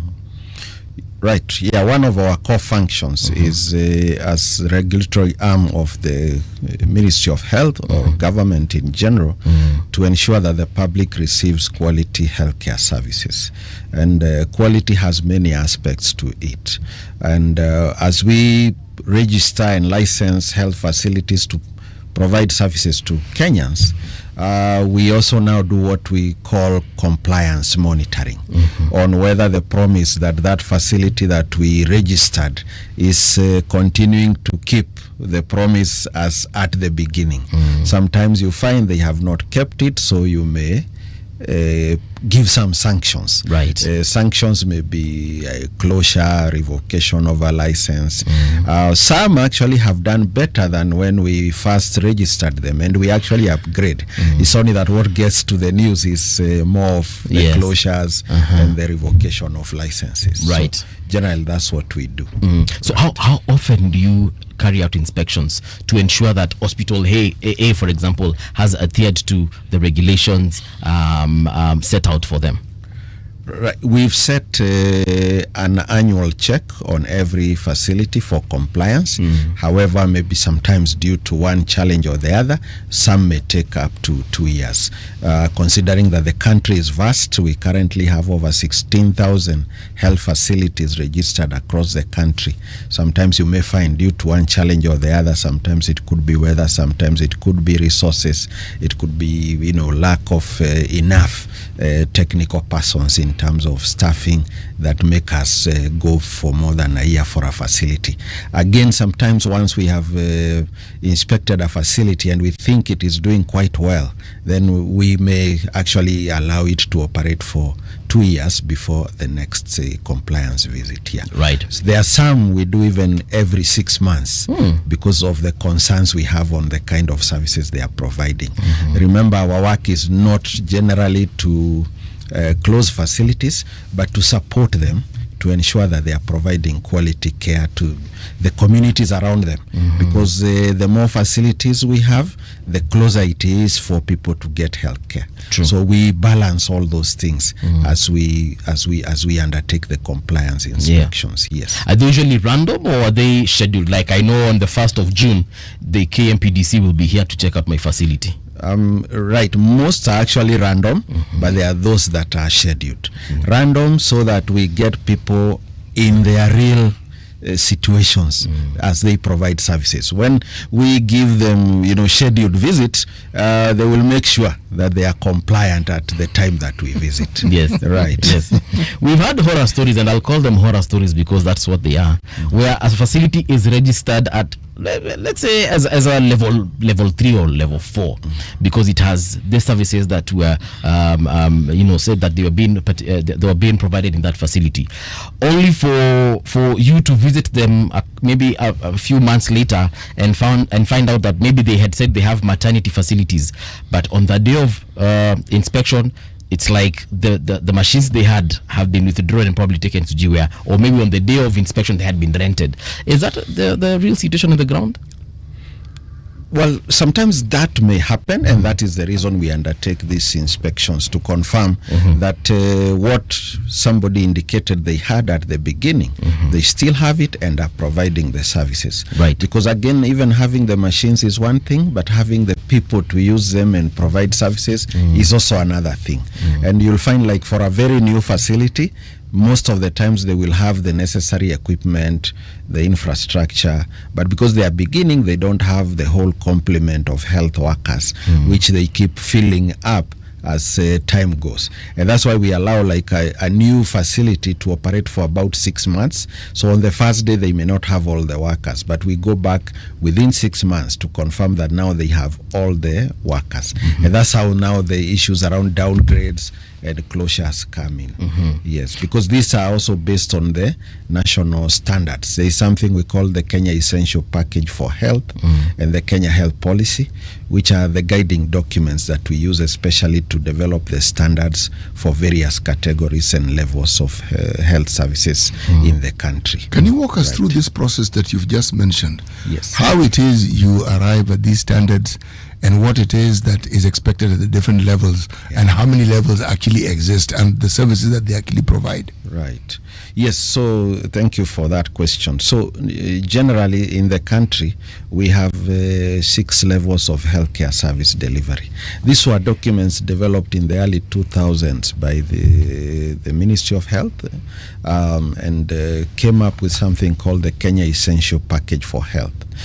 From this, we also have now the Kenya Health Policy.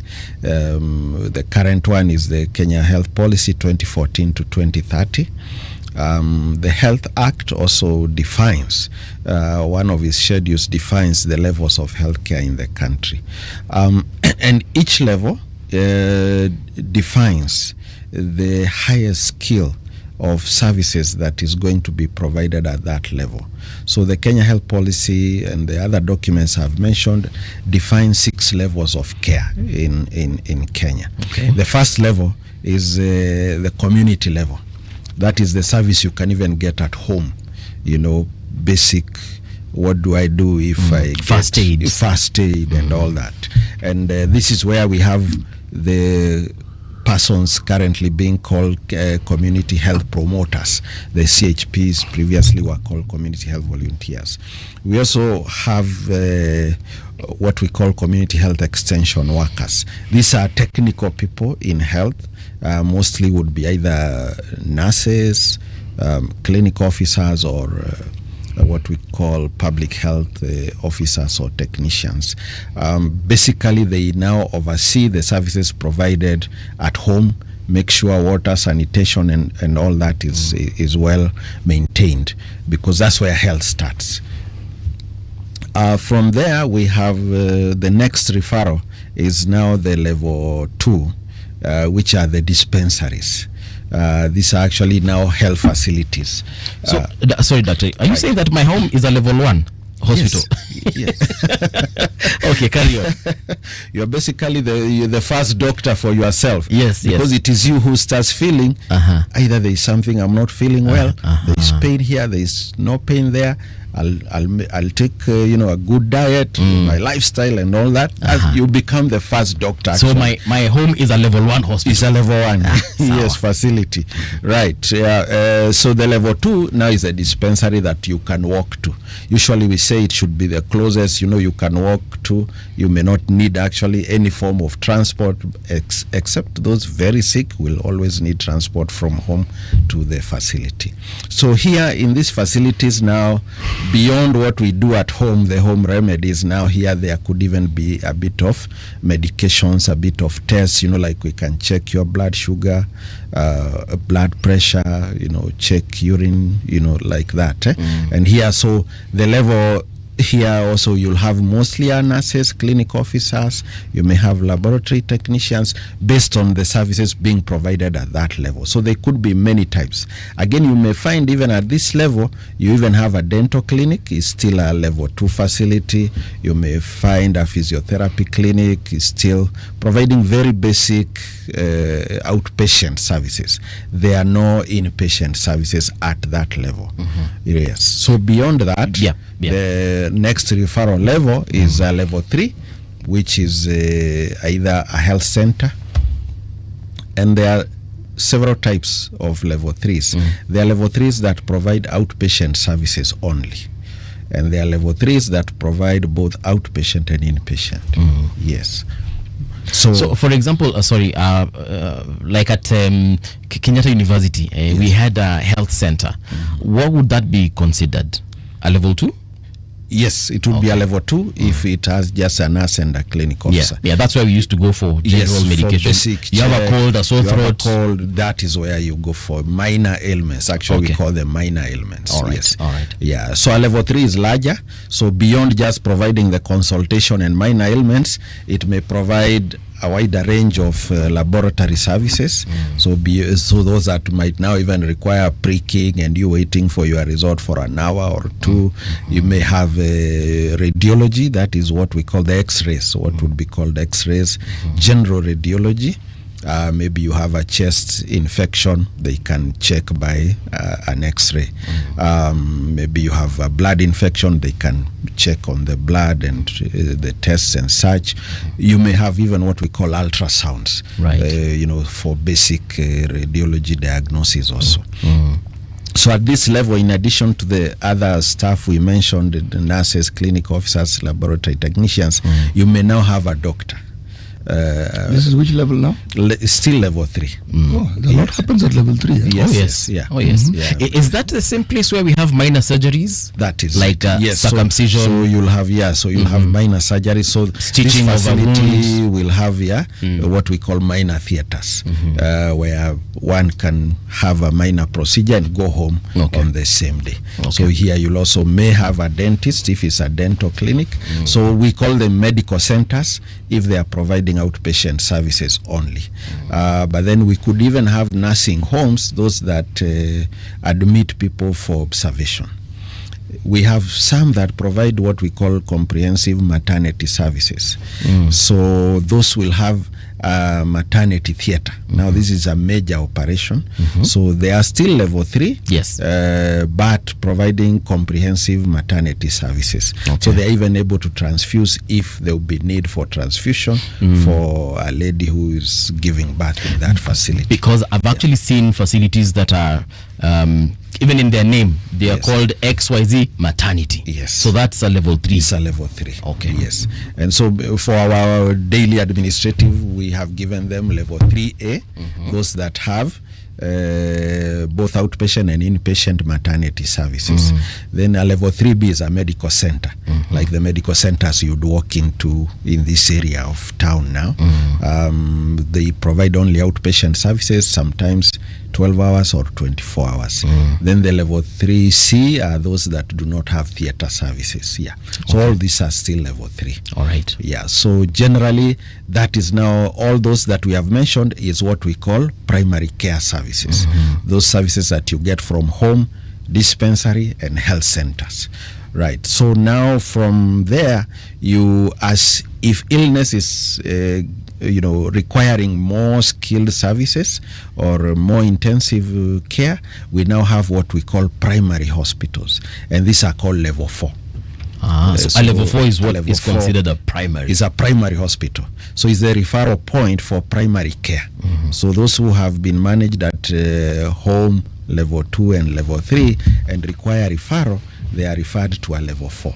So it's called a primary care hospital that deals now with referrals that require, let's say, surgeries, may require admission for more And days. by surgery here, you mean like a major surgery? Major surgeries, yes, major surgeries. You know, like you have to enter into the tummy, you need to operate maybe on the chest. eye, the chest, and all that. Yeah. Can you give us an example of a level 4 that is of that nature here in Nairobi or even in Kenya? Level 4 in Nairobi, yes, is like what you have Mutwini in Dagoretti.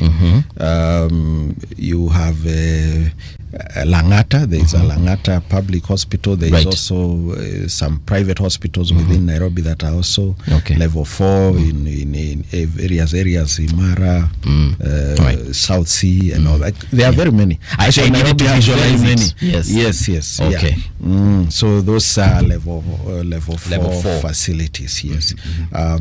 You know, like even if you go like to Naivasha, the Naivasha District Hospital on the highway, that's a level 4. Okay. It's a level 4 facility. So the level 4 facilities are the hospitals that at some point were sub-district hospitals. Yes, what were called sub-district hospitals. Or sub-county hospitals. Current sub-county hospitals are actually level 4s. Okay. Yes, yeah. Okay. Right. Level 5? Level 5 now are called secondary hospitals. They provide what we call specialist services or specialized and subspecialist facilities. So they are called secondary hospitals. These ones now provide services beyond what we said is at level 4. At level 4, our requirement is that because it's a specialist referral hospital, you must have what we call primary level, specialists. So, for example, whereas in a level 3 you had a medical officer who will handle most of the deliveries, including those that may require cesarean section. In a level 4, there needs to be an obstetrician gynecologist to handle the more complicated deliveries and pregnancies, because it's not only deliveries, there are also pregnancies complicated by other maybe medical illnesses and such. So you require that skill of an obstetrician. Okay. There are surgeries that require that is above what a medical officer may do. So you require at least a general surgeon in a level 4, either in employment or on call whenever needed. Yes. Then you also need now a pediatrician that deals with illnesses of babies and children up to maybe teenage.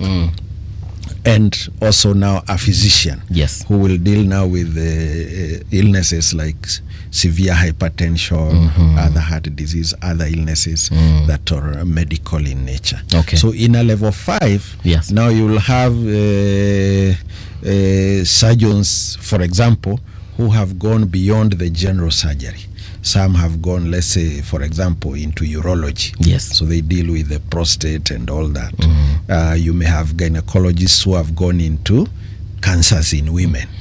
So are gynecological oncologists. Yes, Now that's what a level 5 does. So it subspecializes. So you'll find in a level 5, whereas a level 2 probably has 2 theaters, a level 5 will have 5 upwards. Give me an example of a level 5. So currently, like in Nairobi, we have Mbagathi, we have South Sea Hospital. Yes. Yeah, those Pumwani ina fall under what? Pumwani would be a level 5, but Pumwani is a specialized hospital for maternity deliveries. Okay. And sometimes what we do is that for Pumwani, we actually give them a category we call level 4B. Okay. 4B is a facility that deals with only one specialty. So if I go there with a sore throat, sitasaidika? Utasaidika. But sore throat unapeleka kwa clinic, brother. No, but I just want to understand that that is the level of specialization that is there. Yes. So you can find, like what we also hear, you hear cancer center. Those ones are also either level 4B based on the specialists they have, or level 5B based on the services they will provide. Which level is Mama Lucy? Mama Lucy is also level 5. We gave it's a level 5 because it has all those specialities we have mentioned. Right. Yes. Right. Yes. Okay. Let's move on now to these are level 6, right? Now from there you have now what we call tertiary hospitals. Okay. Yeah. So these tertiary hospitals now are the level 6. Yes. Beyond just treating, they are also largely used for training. So you'll find now they have university Mm-hmm. hospitals attached to them, nursing schools attached to them. So they beyond that, and they also provide research. Yes. And they also have what we may call super specialists. So specialists who have gone beyond, like like if it were orthopedic surgeons, they have gone into bones. Now they have gone beyond and become, let's say, for example, hand surgeons. So they know that one just deals with the bones of those who you the have had in Kenyatta, reimplantation of limbs. Recently, I think yesterday or the day before, they were reconfiguring the face of a patient. child. Yes. And it's probably the first in Africa. So these are the level 6 facilities. Right. So you'll find even in terms of theaters, they have 10, 20. Yeah. And I've heard even of specialists coming from abroad, coming to those specific hospitals. Yeah. So where we may have the facilities, but the actual skill has not fully developed. So the equipment are there. So normally we allow invitation of specialists from the rest of the world to come here. Yeah, it gets better for our patients because we would have had to take the patient to where the doctor is. So, Daktari, from what I understand is that we are very well equipped, first of all, as a country and the facilities to handle almost anything. Yes. Right? But we are having a lot of people flying out of this country to go to places like India, the US, or UK to seek that specialized treatment. Is it not easy to actually have some kind of organized plan, like let's say this coming month of October, where we are flying in a specialist in ABCD, so that those particular specialists can actually treat Kenyans here instead of a drove of us having to travel all the way to India or to the UK or to the US for these treatments? Because I understand the migration from here to India especially is quite huge on diseases and ailments that we can actually have those people come here, sort it out, then fly out. Right. Yeah, you actually bring an important point, and I believe it's an issue around marketing of the services that we have in the country. And I am aware that there is currently development of medical tourism policy and strategy to attract now more people and reduce the outward movement of people to seek services that are easily or already available in the country, because we are developing our technologies more than previously. Yes. So we do have the outbound has been high, but surprisingly even inbound into Kenya, especially from within the East African region, is also very high. We're talking about patients here. Patients, okay. Yes. So you're saying patients from other African countries also come to Kenya? Yes, into both public and private facilities. Yes. I think the other day I read that about 5 years ago we used to have like 2,000-3,000 people coming in for treatment annually. Now we are talking of 10,000. Wow. Coming into all the facilities we have in the country, meaning that our healthcare system has grown and is becoming more trusted within the region. Right. And even some people come from outside of Africa, largely because of costs. They will come into our private facilities because it gets cheaper. Right. And that's the same perception with going to India. People believe it is cheaper. But I think not quite. From our experience, it's cheap when you are here and doing the calculation on paper. But if you follow most of them and get the final costs, there's a big difference. Yeah. And that happens even locally. When you get into a hospital, the issue might be that you're just going for this particular treatment. But while in there, maybe something else comes up. Yes. And now it has also to be managed.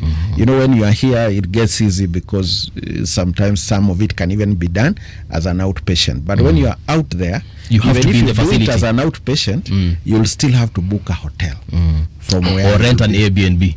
Yeah. Right. Yeah. So, yeah. Yes. So, and we've been trying to, control this by asking that people confirm with us. We even have a medical referral abroad form that we ask people to fill in before they go, so that we confirm for them whether those services are already in country and whether they are accessible here. And we've managed to at least get some people to understand that maybe the service you'll get at the Kenyatta University Teaching and Referral Hospital for a service that was not there 2 years ago in Kenya and is currently available, it gets cheaper.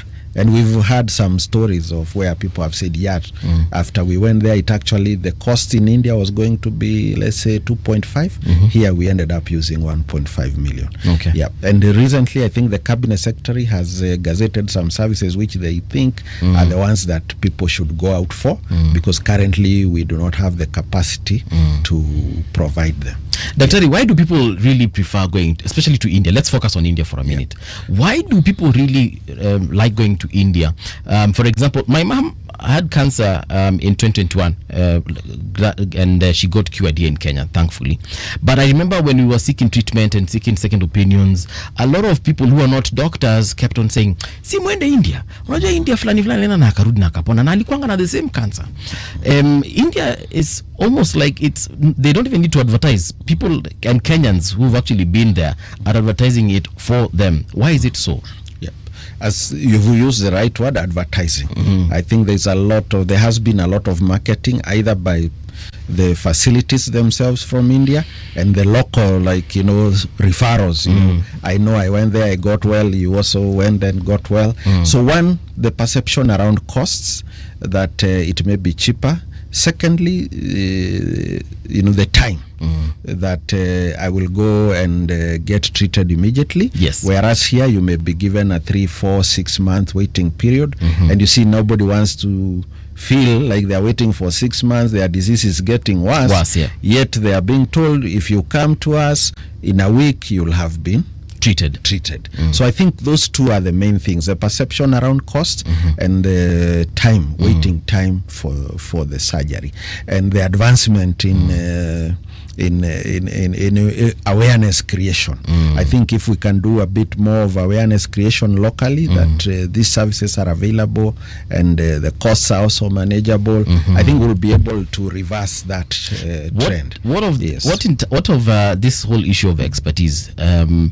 People also tend to believe that perhaps doctors in India, nurses in India are well trained, better, perhaps even equipped than those here in Kenya. Is that true? Maybe you may say a bit of the technology in terms of maybe the equipment that they may have and some of those higher end facilities. But currently what we have here is also quite good. So in terms of expertise, in terms of the people, we have among the best. Right. Yeah. So if we take a doctor here in Kenya, take them to India, they'll perform the same, if not better. Yes. Okay. Right. Would you then there's been talk of one factor, the population that India has. When you have such a large population and we simply take an anecdotal view of the diseases that are likely to be prevalent, a person who's a doctor in such a country would have a much wider, should we say, opportunity to understand and to treat diseases than somebody who probably in an environment like ours. Would that statement have any truth to it? Partly yes, it could be true, because even here locally, what we do, even when we are getting doctors into practice, what we call internship centers, they must have a certain basic level of service delivery in terms of workload. Because you'll find that medicine practice is more of a skill based. So CBC for medicine is a lifelong thing. It started long ago. Because so the doctors, nurses are more about the skills they develop.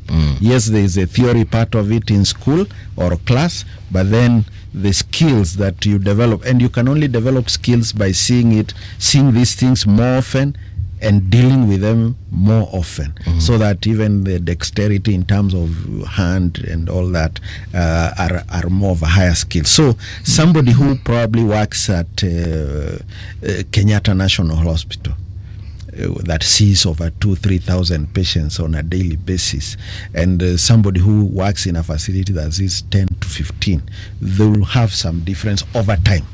That even the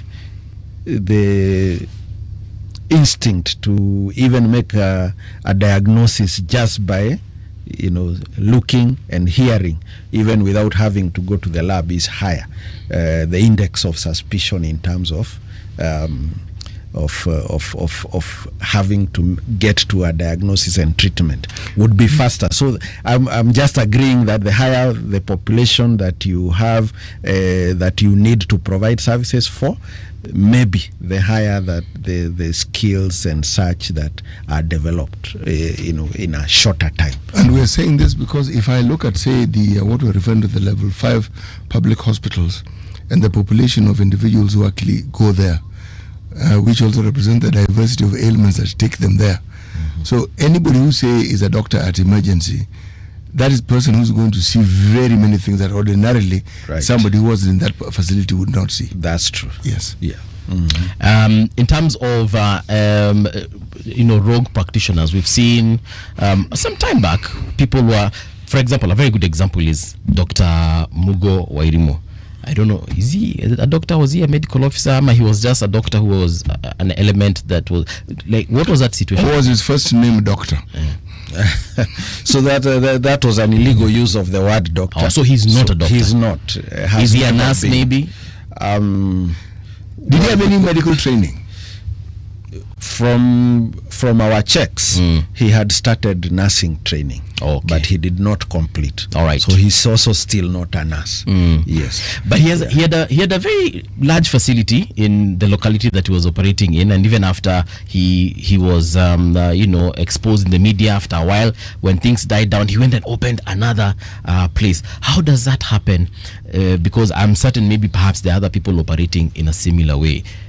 How is that possible in this day and age when we have your organization trying to do these checks and balances? So what may happen sometimes is that as we register health facilities, there are minimum requirements that one must fulfill. Right. So what such a person may do is to have a facility registered by a qualified person. Okay. But then they end up being the ones who kind of employed or run it. And that is why we do the compliance inspections. Yes. To go and confirm that the people in there are right. If of any category, they are registered and licensed by the regulators of that profession. Yes. And we now keep pulling them out.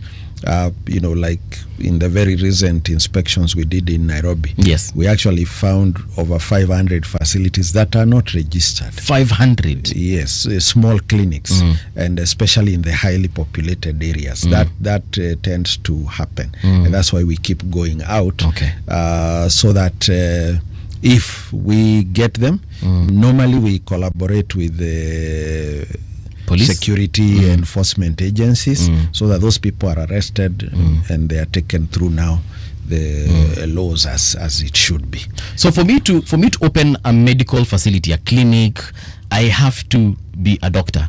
What if I'm an investor? Or what did you mean by you have to be someone registered within the authority? No, what happens is that currently, because healthcare could be a business, yes, and therefore it is not mandatory that for you to open a hospital you must be a doctor. You can be an investor, like you have just said, but then an investor must have a registered company. Yes. So basically, you must be recognized at the business registration at BRS. Ah, yes. okay. So once you have that, then you you identify the location, you set up the facility, and you'll have gotten the minimum requirements in terms of what are the room sizes, what are the other facilities, how will you manage your water and sanitation, the equipment. Here there is medical waste, so how will you manage the medical waste? Once you have set that up, the county public health department in the county that your facility is located in assesses the facility for suitability as a health institution. If they give it a go ahead, they will have looked at all those things we have mentioned, the infrastructure, the ventilation, the water, sanitation, how do you go about waste management and all that, and the other are now county licenses. Yes. If they give it a clean bill, they now recommend that facility can actually be used as a hospital. Okay. Now, as part of your application to the KMPDC, that's one of the documents that you will provide. From the county? From the county. Okay. Yes, so that so you'll have your business registration license, your NEMA licenses, or waste management agreements with the providers, the county public health inspection report, IDs of directors and such things. So that is what you present to us. One of the other very critical things that you present to us is who will be in charge of services at your facility. Now that is where the medical part of it comes. So the investor who is not a doctor now must show us. For example, come with Dr. Kariuki and say, Dr. Kariuki is in charge of health services. So even when there will be complaints by patients, we will not look for the investor. We will look for that person because they are the ones responsible for patient care. Okay. The investor has only provided resources. They don't know how to treat patients. But it is that person who is in charge. So the person you bring us may also just determine the level of service we are going to allow you. Yes. So if you come and say, I have a nurse or clinical officer that will be in charge, then the highest you will get is a level 3. Because that's the highest they are able to provide in terms of the skills they have. Except those who may have specialized in one or two other areas. He could be or she could be the director of medical services in that hospital. Yes. But then, under him maybe I have an oncologist, or that's not possible. And highly unlikely. Highly unlikely.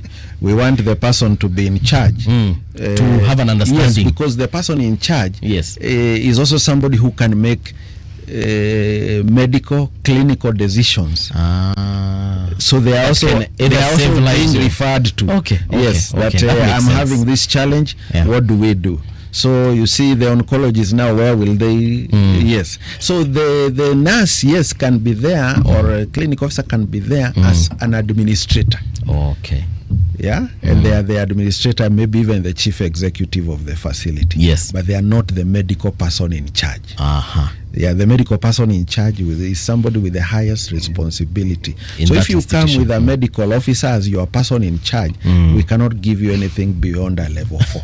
Okay. Because the medical officer can make level 4 decisions in terms of care for the patient. So these private hospitals that we see around, and even maybe the level 6 ones, the private ones, the person in charge of what you're talking about is usually like what level? Is a medical specialist. Is a recognized specialist in the country. So it could be an orthopedic surgeon, it could be a neurosurgeon. Because out of all the tens of specialists we have, there is one who will be in charge. But they are a specialist. Because you can't be a specialist in everything, but you understand all specialties. And you understand what needs to be done. So when you are told there is a certain problem in the facility, you can quickly make a decision about Is that why when you go to see a specialist, there's a point where they tell you, actually, I need to refer you to somebody else. Yes. Meaning they understand the problem, but they also understand that somebody else who's actually trained to deal deeply into that particular area. Who can give you now the best care for what you are having.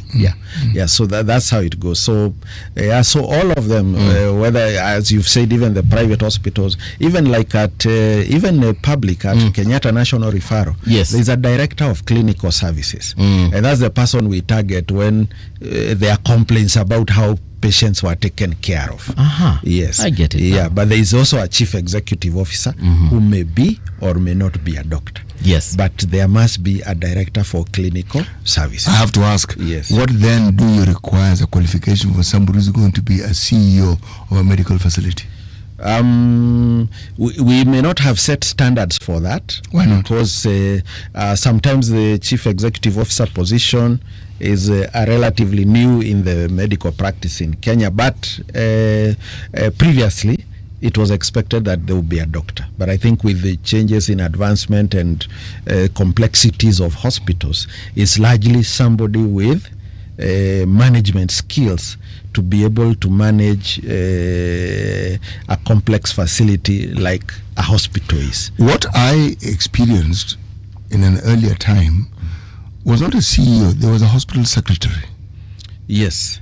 That person was like the administrative head. Yes. Of that particular hospital. Right. And you're right when you say, and you don't need to be a medical doctor to understand the administrative aspect of a hospital, but surely don't you need some knowledge about this institution that you're managing?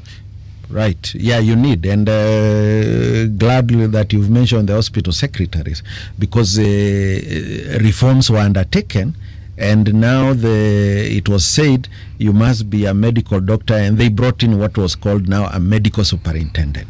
And the medical superintendent was made actually now the administrative head, both for clinical and administrative. And then now the hospital secretary was renamed to hospital administrator, who would now manage the non-medical parts of the hospital, like maintaining infrastructure, building maintenance, making sure the hospital is clean and all that.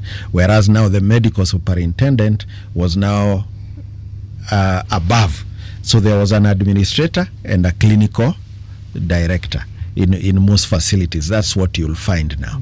It's interesting to see that. So, and now the medical superintendent was now the equivalent of a chief executive now. So they have the medical background and also have administrative duties, capabilities. Okay. We have even now even included in our core curriculum that skills in management, entrepreneurship are part of the training of doctors. So are we saying that if we look at, say, these sub-county hospitals, who will have a medical superintendent, that they also all have to or must have a hospital administrator? Yes, that's what we are saying. So where there is a medical superintendent, there will also be a hospital administrator. Yes. How do you guarantee that all these hospitals have that particular complement of individuals? I'm saying this because I've seen hospitals where you have the med sup, as we call them, but the hospital administrator, the med sup ends up doing the administrative functions of that particular hospital. Yes, they are there. I think some of the facilities are unique, especially county facilities, and counties make their own, administrative decisions. But I know that at the beginning of devolution, there was guidance, a guideline to all the counties in terms of how they can structure their administrative functions within the facilities.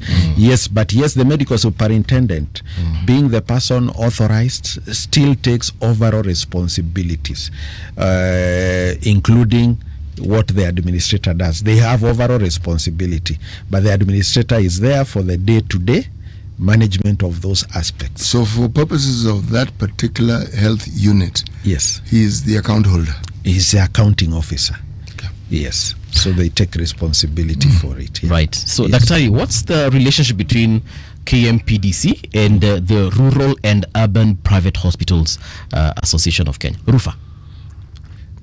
I think there is no direct relationship, but KMPDC works with the stakeholders within the health sector. And stakeholders are all the people that either are involved in providing health services, and the people providing services are the doctors themselves, the dentists, the oral health officers, and the hospitals.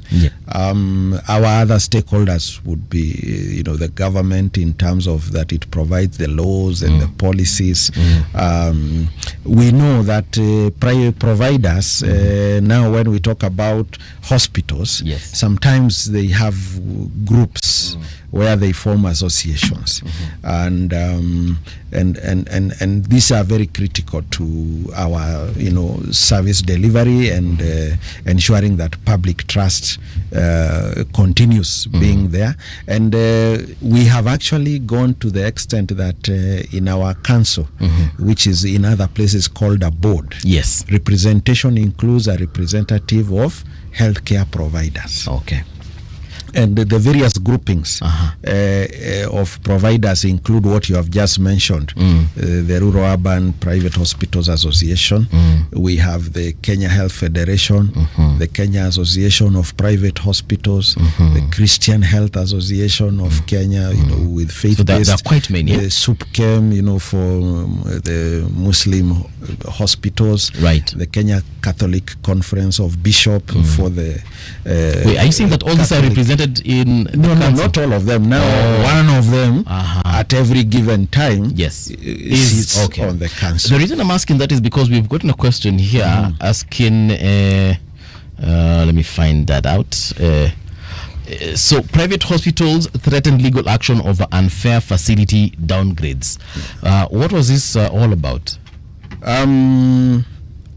I think some people may have gotten concerns from the inspections that we do. And because we deal with individual hospitals when it comes to compliance, not with groupings. Yes. Even when we deal with the public hospitals, we deal with individual facilities and not their owners, let's say the county.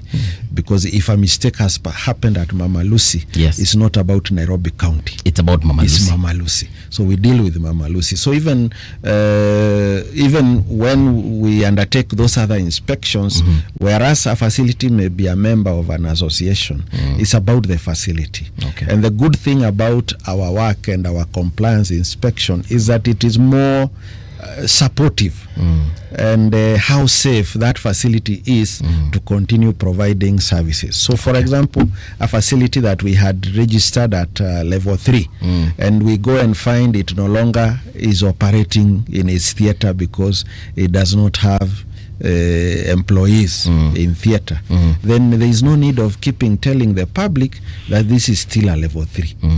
It is now a level 2. Okay. So even as you go as a Kenyan, just know here you are going to get basic care. Okay. Yes, but if we continue allowing them to market themselves as a level 3, then we shall be lying to Kenyans. Yes. Sometimes we even in a level 4 facility, we can go and close part of the hospital because it is no longer providing those services. Okay. So sometimes even when we close or downgrade, it could be part and not the whole. Okay. Yes. I'd like to understand the communication that you have within health facilities with regards to one at the time when they are given the licensure to operate. Yes. Now, the process of ensuring that the standards that they are licensed for are maintained, there is that process. Yes. And then the inspections. And then lastly, when something isn't quite what it should be, the process that KMPDC takes to remedy the situation, including, of course, or rather, not excluding shutting down certain parts of the facility or the facility. Can you walk us through this process? Yeah, so what happens is that once a facility starts operating, they are already aware that there will be regular checks. They are told. Yes, it is documented. It is documented. Even in the law, we have even regulations, licensing and inspection rules that is available to them on the website, on the law reform website. So they are aware that those regular checks will be done. So when we go for a check, we can go for what I said earlier. We can come in unannounced, and we can also come in announced on schedule. When like we go on schedule is because probably we will do a very detailed inspection where we may even want to look at your employee files. We may even want to go into all your contracts and see how they are. But when we come and announce, we also know you may not have kept those things just where we will pick them. Yes. Maybe the holder is away on leave and all that. So when we come in and announce, is basically the service you are providing on that day and how it looks like. So once we arrive there, we will go in and introduce ourselves, because not everyone who walks in is from KMPDC. You may have unscrupulous people claiming to be, right? So we now announce ourselves, identify ourselves, and say what has brought us. We do the whole walk through the facility with your representative as the facility owner or the facility in charge. And where we see mistakes, it's not something we are going to come and tell you we saw. Yes. We are seeing together. And you also accept it is either the standard or not the standard. In fact, as we walk through, we might even pick best practices to tell other people, by the way, go and see what Hospital X is doing. If you can get there, it will be good for you too. So we walk through.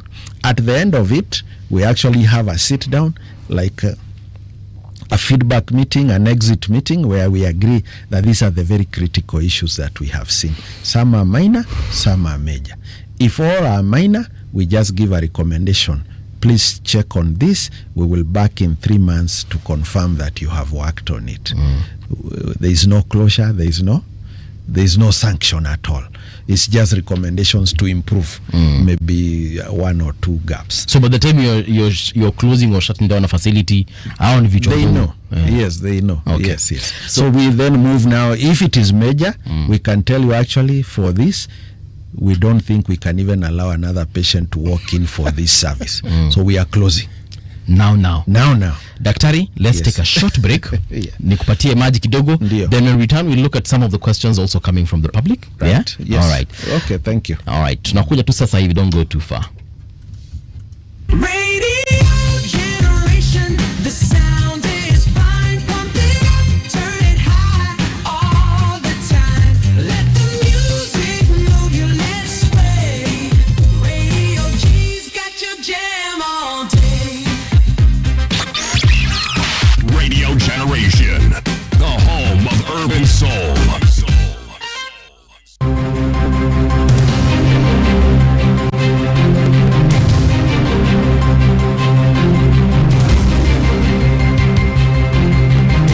This is the Radio Generation News. Good morning, I'm Winnie Maganga. Kenya Airports Authority workers have temporarily called off their planned strike for 2 days to give room for conciliation talks with management following a directive from the court. In a statement on Monday night, the Kenya Aviation Workers Union announced the decision, saying the suspension will allow both parties to engage in decisions under the Ministry of Labour's mediation. Both the union and the management appeared before the ministry at 11 a.m. for this session, which continued until 7:45 p.m. before it was adjourned. The talks are expected to resume this morning. Former Bahati MP Kimani Ngunjiri has called on Kenyans to embrace voter registration as the country gears up for the 2027 general election, saying true change can only be realized through the ballot and not through protest. He urged young people in particular to register in large numbers and take part in shaping the country's leadership through peaceful and lawful means. Speaking during an interview with Radio Generation on Tuesday, Ngunjiri stressed the need for national conversation to shift towards constructive engagement rather than street demonstrations. We're staying here. My brother here, in his age, where are you going? Is here, where am I going? Nobody is going out of this country. We can talk, but talk things which are very important to build this country. As I have said, today we should be talking about IBC, pushing people to register, telling young people, you won't change. The change is not violent. The change is not demonstration. It messed you, demonstration. You died, and which is not good. Why can't we take votes in a good way? So that now we can make change on 2027. The government has released 881 million Kenya shillings to beneficiaries of the cash transfer for orphans and vulnerable children under the Inua Jamii Social Protection Program. According to the Ministry of Gender, Culture and Children's Services, more than 881 million Kenya shillings has been disbursed to over 440,000 households across the country. Each beneficiary household will receive 2,000 Kenya shillings for the month of August 2025. Principal Secretary for the State Department for Children's Services, Karen Agengo, confirmed the payments commenced on Monday through the e-Citizen platform. Health Cabinet Secretary Ednah has disclosed that so far the government has disbursed 59.3 billion Kenya shillings to health facilities across the country under the Social Health Insurance Fund.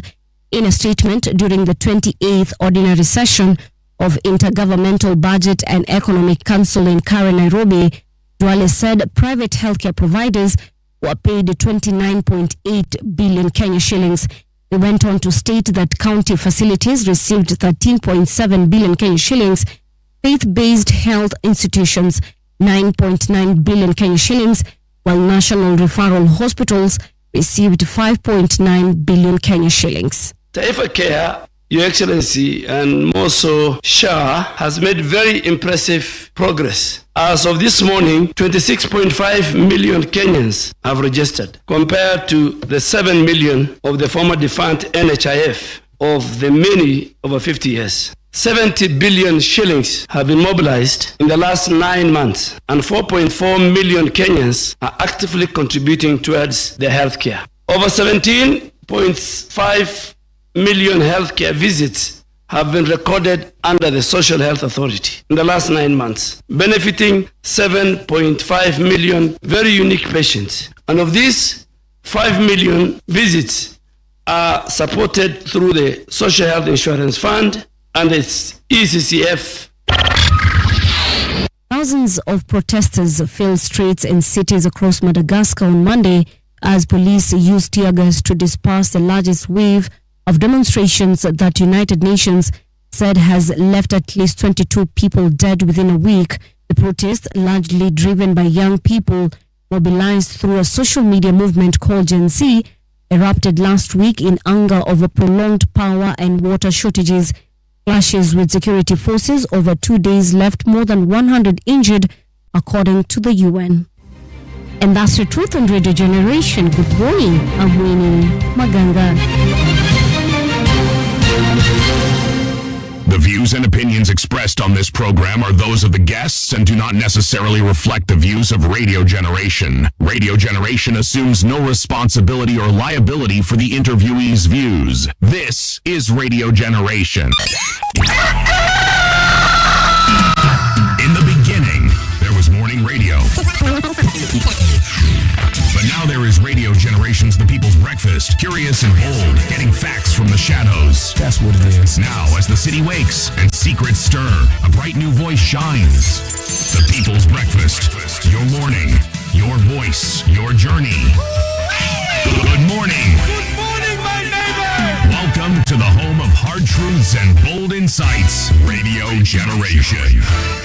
Very true indeed. Welcome back to Radio Generation. The time right now is 7 minutes past 9 o'clock. This is Radio Generation, 88.8 FM in Mombasa, 90.7 88.8 FM in Nairobi. And 90.7 in Mombasa. Nilikuwa nishaenda huko mbele Mombasa tayari.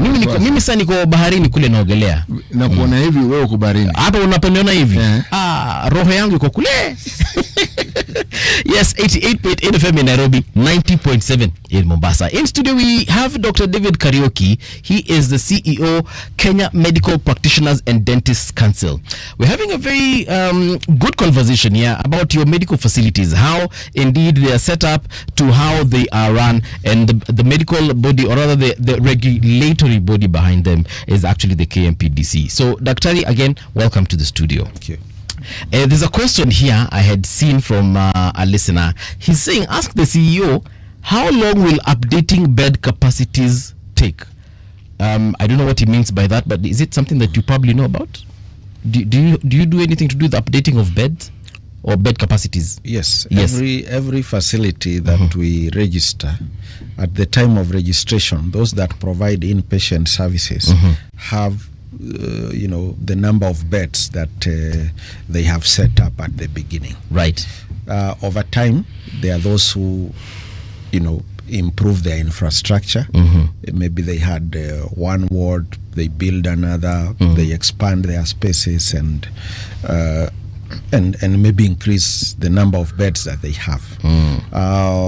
In our records, they also need to get updated. So it is usually the responsibility of the facility to inform us that they have updated their bed capacity. And we go and confirm and verify that it is true, and we update our records as such. Again, every year, at the time of renewal of the annual licenses, because for one to operate they require an annual license. In fact, we are opening the next renewal period maybe from tomorrow up to the end of the month, and the year for those will be very late. We also still again give them an opportunity as part of the renewal to give us their what we would call a biodata for the facility that would include infrastructure like the beds. Yes, and we give them an opportunity to do that. Once we get that, we update. So upon request is usually nearly immediate, but we do verify. So remember, recently under the Social Health Authority, to continue ensuring patient dignity, the ministry and the Social Health Authority indicated that and implemented what they call a one patient, one bed rule. And that's why it became very important for all facilities that had not updated their records to update their records with us. Because what is happening is that our system, being an online system, is connected through some interface with the system at the Digital Health Authority and the Social Health Authority. And changes we make in our system are visible to the Social Health Authority within minutes. Yes. So if I had a hospital that had 30 beds, if I add even 5, I need to... You need to tell us, as long as you'll use that to claim. Because if then you claim for 40 patients and you have 35 beds, it starts looking like these 5. It makes sense. Yes, yes. So that's what's happening. And we've done for very many hospitals that have requested for us to adjust their capacities. Hospitals, health facilities have boards. How do you determine who gets to be on this board and what function, what is their role, what do they do? Are we talking about public or private hospitals? Or both? I am referring to hospitals in general. Yes, because they all have boards. We do not dictate on who should sit, but what we say is that every facility should have at least a clear management structure. A management structure meaning there is a board, and then the day-to-day level of management, just like we see for, let's say, for government, we expect that they follow what is called the Mwongozo code that has a membership of 9, and then there is another level of the day-to-day managers who have separate functions. That the board is more a policy making organ to drive the agenda of the facility, ensuring that they continue providing quality care to the people that they serve, whereas we have now the management level that is there on a day-to-day basis providing services to the clients who visit the facility. We know that the county facilities also have their own management structures with boards and the same two-tier level of governance. How do you involve the community in these boards? Let's say, for instance, if you look at the levels of hospitals, level 4, level 3 hospitals are the hospital that you're most likely, or for a health facility, you're most likely to find right across the county. How do locals get involved in the management of these facilities? I'm now referring to public facilities. Yes. The guidance that had been provided at the time of devolution was that community members contribute at the dispensary and health center levels. Actually, it was the community that was electing what were called facility committees. They were not called boards. The facility would, the only thing they would be told are you'll have X number. I think it was 5, but I need to go back and check the details on that. But that number was actually elected by the community members. They hold a baraza, those who live around, and choose from among them a number of people. And one of those chosen is then now appointed as the chair of that facility committee. But in the hospitals, what are the sub-county hospitals now? The county would appoint the membership because now it may be a facility that is covering several wards or villages. So they would now make sure that the whole area is represented, but they must also make sure there is community representation from among the people that they choose. There is a viewer here, anaitwa where is that? Okay, I think he's called or she's called Star Kenya.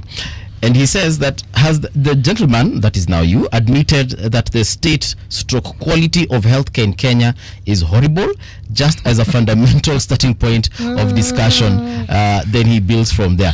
Okay, that's a very harsh assessment, but what do you make of it nonetheless? Probably maybe what he may need to know is that in Kenya, we see about 3 million visits in a year. Maybe if you divide by the number of days, across all health facilities. Yes. And I think now the numbers are higher as information and data is being collected through the social health authority, system where you have to report every visit. Yes. So, but previously, the recorded number of visits were between 2 to 3 million outpatient visits per year. This is both local and foreign visitors. Yes. Okay. Anyone who visited a facility in the country and that facility recorded into the what is called the National Digital Health Information System, DHIS. From there, KMPDC in a year has been receiving an average of 100 plus or minus complaints in a year. So even if we say there are a few others that were not recorded, they probably may not run into thousands. Okay. So when you compare that with the 3 million visits, that tells you that the quality that was provided was good enough that many people were happy with what they received. Yes, so I think it is not right to say that we don't provide quality care. Yes. I think it was suggested a few weeks ago that we would have now some kind of rating system similar to what we have for not hospitals, but for the hospitality industry, where we can actually rate a certain hotel as a 5-star because of maybe the kinds of services I received there. I went there, I found they were very clean, very polite staff, and so on and so forth. What do you think of that suggestion, and is it something that can actually help advance our healthcare? Yes, I think the ministry already has developed a quality framework that actually includes what you have just mentioned. It's just the implementation that has not taken place. Okay. And I think that's one of the things that is probably in the pipeline to be done, including even maybe by us. Yes. Won't that then put some hospitals in bad light, because maybe they actually do have good services, but just because I had a very bad experience for whatever reason, then I go there and rate, say, Pumwani as a 1-star because nipata huko watu wananiongelesha vibaya. Yes, I think what will happen now I think it requires to be very objective. So there will be many aspects of the rating, where the personal rating will be one aspect of the overall rating. There probably will be other ratings that will other parameters that will also be used before we give the overall rating for that facility. When you talk about the hospitality industry and you look at what it is that they consider, okay, they're not very different from the hospital in the sense that they, first of all, you ask the service they provide. What do they provide? What level of service? Whether it is accommodation, whether it is the food, whether it is the facilities. Do they have gym? How many gyms? Customer care, swimming pool. All do they have specialist restaurants and so forth? Now, in a hospital, let me just state my position. This is a very sensitive area, and unless the details that we are saying will be looked into before this rating is actually put in place, it could cause more harm than good. This rating system? Yes, it could cause more harm than good, because the moment you have a rating system, essentially you're saying that you've introduced a commercial element into this particular industry, whether it's in a public service or not, where on the one hand, if you're to be positive, you will be challenging those who work there to maintain those high standards. But this country is called Kenya, and systems of that nature are subject to abuse, because there'll be human beings at the end of it who are, who determine those ratings. Okay? Now, if you're saying that the ratings have a huge component of customer care, where your opinion and your views as the receiver of the service also have a big say, it would help tremendously. But the problem is this. If, as it is, KMPDC ensure within the resources that they have and the limitation they have, that hospitals actually do what they're supposed to do and perform. Private hospitals already compete in providing the sort of services because it's a business. They compete without this system being in place. Because if they know that if anything goes wrong and word of mouth spreads, that business is going to shut down. They do not need KMPDC to shut it down. Where we have a problem is in the public sector. And the public sector, it isn't that we do not have sufficient health practitioners to work in there. It's resources. It's usually resources. People want to work, but they do not have the resources to make it work. So this system, much as the rating system now. Yes, in theory, it sounds like it would be good. In practice, it may cause us more problems than it may provide solutions. And I'm actually inclined to agree with CT, because if I know hospital X, if I go to ratings, because again, a lot of our information right now we get it online. So I want to go, get treated for disease W, and then I check out and I see, hey, hii hospital iko hapa karibu na mimi. People don't like it a lot. And perhaps a lot of other patients and potential patients might actually do something similar and check it out, and then you will find that that particular hospital is not getting business because no one is going there. Because if I look at the online rating, people are saying there we have rude staff. They're not even well equipped. They don't even treat people better.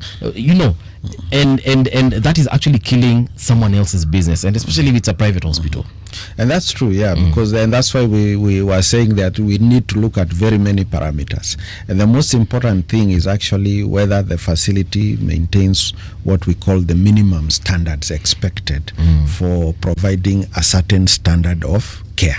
If they can do that, then it doesn't matter whether they are A, B, C in terms of rating. And that's why you look, even when it comes to the doctors, we don't tell you there is a best doctor. We just tell you they are doctors. They have met minimum requirements to provide services at that level.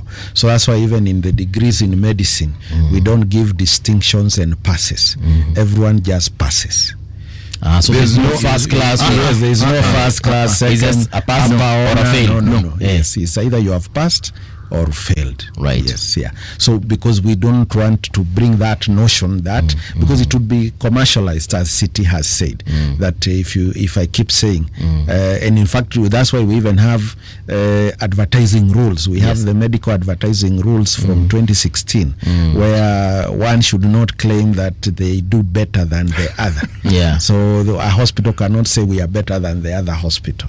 You can only advertise the services you provide, but you cannot say they are the best. Because we now see some hospitals saying that now we have a cardiology department. Now we have a PET scan or a CT scan. So that service is there, but you cannot say it's the best. Because it's relative. But actually, if we're being honest, there are people who the public perception of services. There are people who will say hospital X is the best in cardiology. Hospital Y is the best in oncology. Ukiwa na enda tu pale. Ukiwa na shida ya urology, enda pale. It is public knowledge. So, yes, now that is the hospital that is selling it. Before you say it, I want to correct this gentleman. It is not public knowledge, it's public perception. Perception. Yes, I wanted to say it's perception. Now continue, please. Yes. It's actually a perception by the public that in that place maybe they get better service, they get the way they are received and all that, because there are very many aspects to service delivery. This is actually a service provision, like a hospitality service. Yes, it's just that there's that technical part of it, which is medical, healthcare and such. Yes, so because we even have celebrity doctors.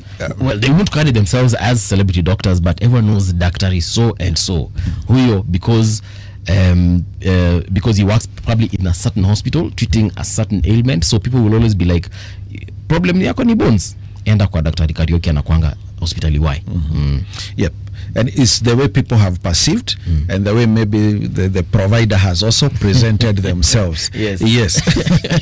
Interesting. Or when you're talking of perception, yes, if it is known that certain specialists treat certain high-ranking officials or publicly known officials, then it is assumed that person must be very good at what they do, and that is, and yet for the longest time our doctors are all trained in the same institutions. Yes, right. So it's not as though somebody gets better training elsewhere. They are all, the majority are trained there.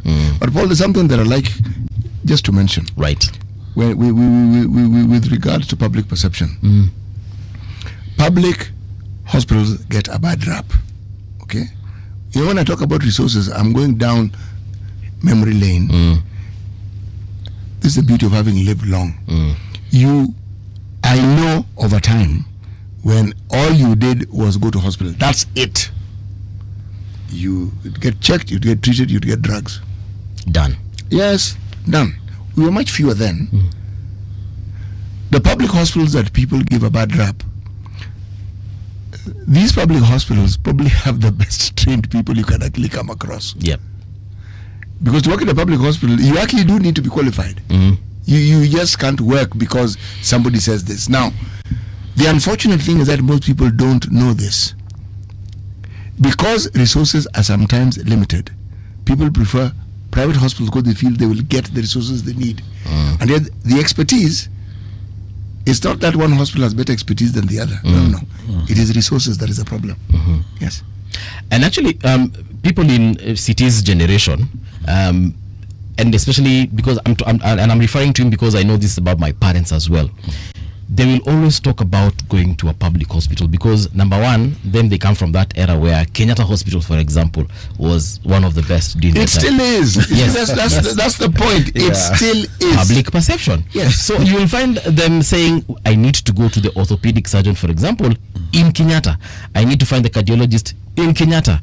Because we also know that some of these doctors anyway, you will find them in the morning at Kenyatta and probably in the afternoon you'll find them at another private hospital. You will also find that some of them also teach at the medical school. Exactly. Yes. So I agree with you. I agree with you in terms of at the end of the day, these experts anyway are the same and actually qualified, very much qualified to treat whatever it is that we are suffering from. There's someone here. Who is this? Sonet is saying similar complaints are also said of hospitals in the United States. Deplorable, expensive, terrible customer service, etc. I think he or she is alluding to the this whole issue of rating. So if we were to rate, I believe we'd see tutaona maajabu kwa hii rating system. Right. How do we? Hospitals improving is something we call continuous quality improvement, because even the quality that you have today may be good, but tomorrow it may not be good. So it's something they have to keep doing continuously. Yeah, that is why they have something they call continuous medical education, so that you're constantly updating your store of knowledge, so that you actually understand what is current, what is being looked at, and even the changes in policy that have come about as a result of what it is that you do. But then actually, what is the retirement age for a doctor? There is no set. In fact, it's a worldwide discussion that one can practice for as long as they are fit to practice. But maybe at some age, it's a discussion worldwide that maybe after a certain age, let's say 75, 80, one can have annual confirmation then contract that they are still fit. Yes. And to self-report when they need to now retire from active service.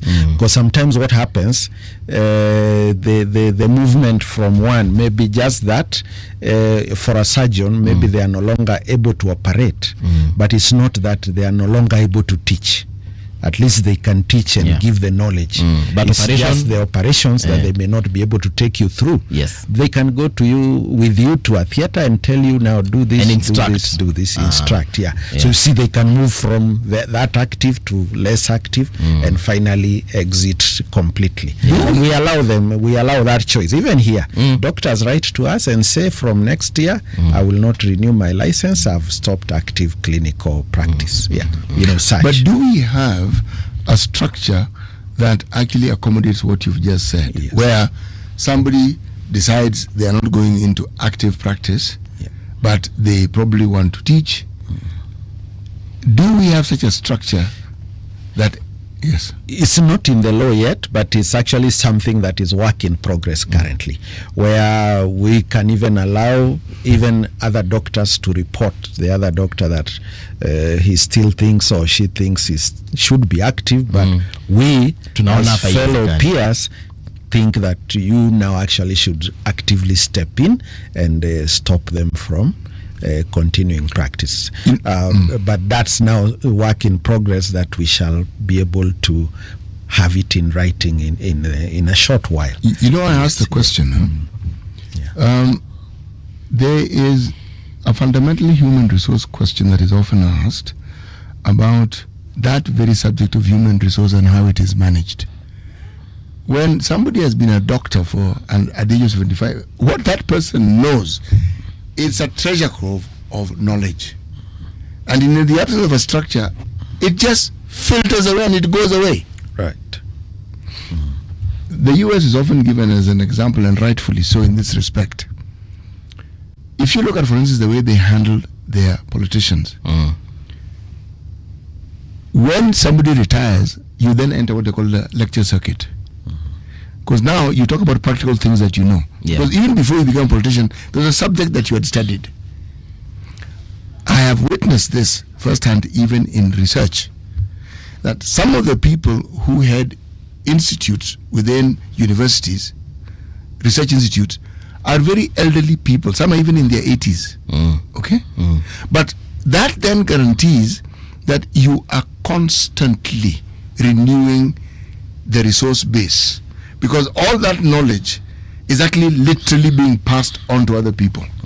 They will not practice, but they are within the institution, and that knowledge is of great benefit to that institution, because that continuity that we speak of is maintained. There's a policy that guides it. It doesn't go away. And then you look at even the way they structure, for instance, in a university setting, how it is people become professors, tenured professors, and what have you. There is a lot that has to do with the people whom you have mentored and nurtured, and what it is they have become. Not just you've written, I've mentored so and so. The eventual outcome of your work has to be seen. So you find this is a country that doesn't really lack for expertise at any given point in time, because the knowledge is not only guarded, but it is more or less stored and is passed on from one generation to the other. Right. That is really my question. Yes. Will we have a structure that actually does that? Because forget even town. Say somebody retires and goes home. They're 75. They go to their Gishagi. That is still a resource that could be used now that something like health is devolved. Can you imagine just how useful that person would be in the village? True. Yeah, and I think that's something that we need to do even now beyond medicine to even other sectors. Yes. Have a structured way of ensuring that especially those skills are passed on to the other generations that are following. Because it's only that maybe active life has been reduced to a certain extent, but it's not that the cognition and such has gone. So as long as they are still available, we can continue tapping into their skills and expertise and the things they have learned over the years. And we are actually learning from other countries how they have done it. We've seen some countries that usually allow allow, like city has said, for one to sit like in a teaching school, maybe even with some base pay, but with no real, that performance contract thing that you must operate 100 this year. But but they at least told at the end of the year, show us how many other people you have passed your skills to. So they probably will take 1 or 2 people or 3 and mentor them. And now at the end, it is also checked on, is it true? So the person you have mentored probably is allowed to, let's use surgery because that's where it may be more practical. How this person can operate independently from what you taught them. So another surgeon comes to watch. A surgeon who is nearly of the skill of the mentor comes and watches and says, yes, that skill could only have been passed from such expertise. Okay. And you're allowed to continue the next year and the next year until now you say, now allow me to take a rest and so, yeah. So there's a Sugut Kipletinius who's saying, make an order. Now this is you. Make an order that all public health centers and dispensaries be given bed capacity in the system, at least 3 beds for dispensaries and 5 for a health center, and be done within this week. Huyu ni mwananchi ambaye anapeana amri. But first of all, what he's talking about, is this something that is within your mandate? Yes, it is, and but it's a sector thing, and it's good he has asked that question because we actually raised it with the Ministry of Health. Yes. By nature, by law, level 2 facilities have not been recognized as inpatient. Remember, even earlier we said that level 2 is a dispensary. Yes. Minor ailments only provides outpatient services. But we do realize that sometimes, especially in rural areas, especially ladies giving birth may go in what we call advanced labor. And within an hour of arrival into a dispensary, they deliver. Now that facility is not able to recoup for what it has used if it were to be paid, for example, by any insurer, because they are not recognized as an inpatient facility, whether SHA or any other insurance. And now we have agreed that we are going to allow those, and I don't know, maybe he has already heard that we are going to allow 3 beds. Yes. But now for us to allow that, maybe he owns a dispensary. Maybe he does. Yes. So, but for us to do that, they have to make a request. Yeah. So they make a formal request, and then we are going to be able to do that for them. Yeah, we are doing that. For public facilities, we are requiring maybe a letter from the County Executive Committee for Health with a list of their dispensaries. We just allocate that. For private, they now make their direct request, and we also do the same. So it's something that we do nearly immediately or soonest after we receive the request. So it's something we are doing. And remember, for us, it's an issue of that Kenyans continue accessing care from the closest place where they are. Yes. Okay. Dr. Once upon a time, the only people who we knew could run health facilities were medical doctors. What was the thinking that then allowed the entity that you now head to allow nurses and clinical officers to also open up and be licensed to run health facilities? What was the thinking? Is that the population increasing and the scope of service that is required. When you look at let's say a dispensary, the scope of service is for very basic minor care, and that scope is at the level which even a nurse or a clinic officer undertakes even in their training. They are able to identify and make recommendations on certain illnesses, and also determine who needs to go to the higher level. And so that was the thinking behind it, that maybe for a level 2 clinic, level 3, some of the level 3 outpatient services, the scope that is expected of services there is no harm to patients if that category of health professional is allowed to provide the service as the highest available skill, and to be able to reach a wider population across the country. We have a population of 50 million Kenyans. Currently our register is of 17,000 doctors. That tells you that we have a large part of the country that is not covered, but those people still require services. Yes. And so by allowing that the basic scope, at least somebody who can identify and refer where as necessary, is good for the country in terms of ensuring that at least the whole public has access to basic health services. Right. So what we just usually emphasize is that no one goes beyond their scope, because once you go beyond your scope, it can lead to complications or delay in managing and getting into complications. Right. Yeah. There's some fairly remote places in this country. Yeah. Some you even need to access by a boat, and they have health facilities. Yeah. How do we guarantee that even such places get inspected? We have done it. We actually cross with boats to the areas in Nyanza, in Lamu. That we may do like maybe once every 2 years, but we actually get to see those facilities. I say this because I once upon a time came across somebody who I had worked with, and who was he was actually what we call a community health worker in those days. The fellow had opened a clinic, and he had 2 drugs that he offered his patients, Panadol and Actol. So it was reported and he seized, but there was a very large number of people who were lining up to see this particular person. This person had 0 medical training, 0. But found him with a lab coat and stethoscope. Of course, he had a stethoscope. Stethoscope says everything. Lab coat, stethoscope. Yes, you see, if you have a lab coat and you walk in the street, you could be selling smokies. So you will not qualify as a doctor. But if you're in a facility that's known as a health facility, now there are places that are not just around the corner; they are far. I'm going to give an example, like in Ombaso County, a place called Remba or Ringiti. Those are islands. Fangano is not far. There are health facilities there. Now, health is devolved.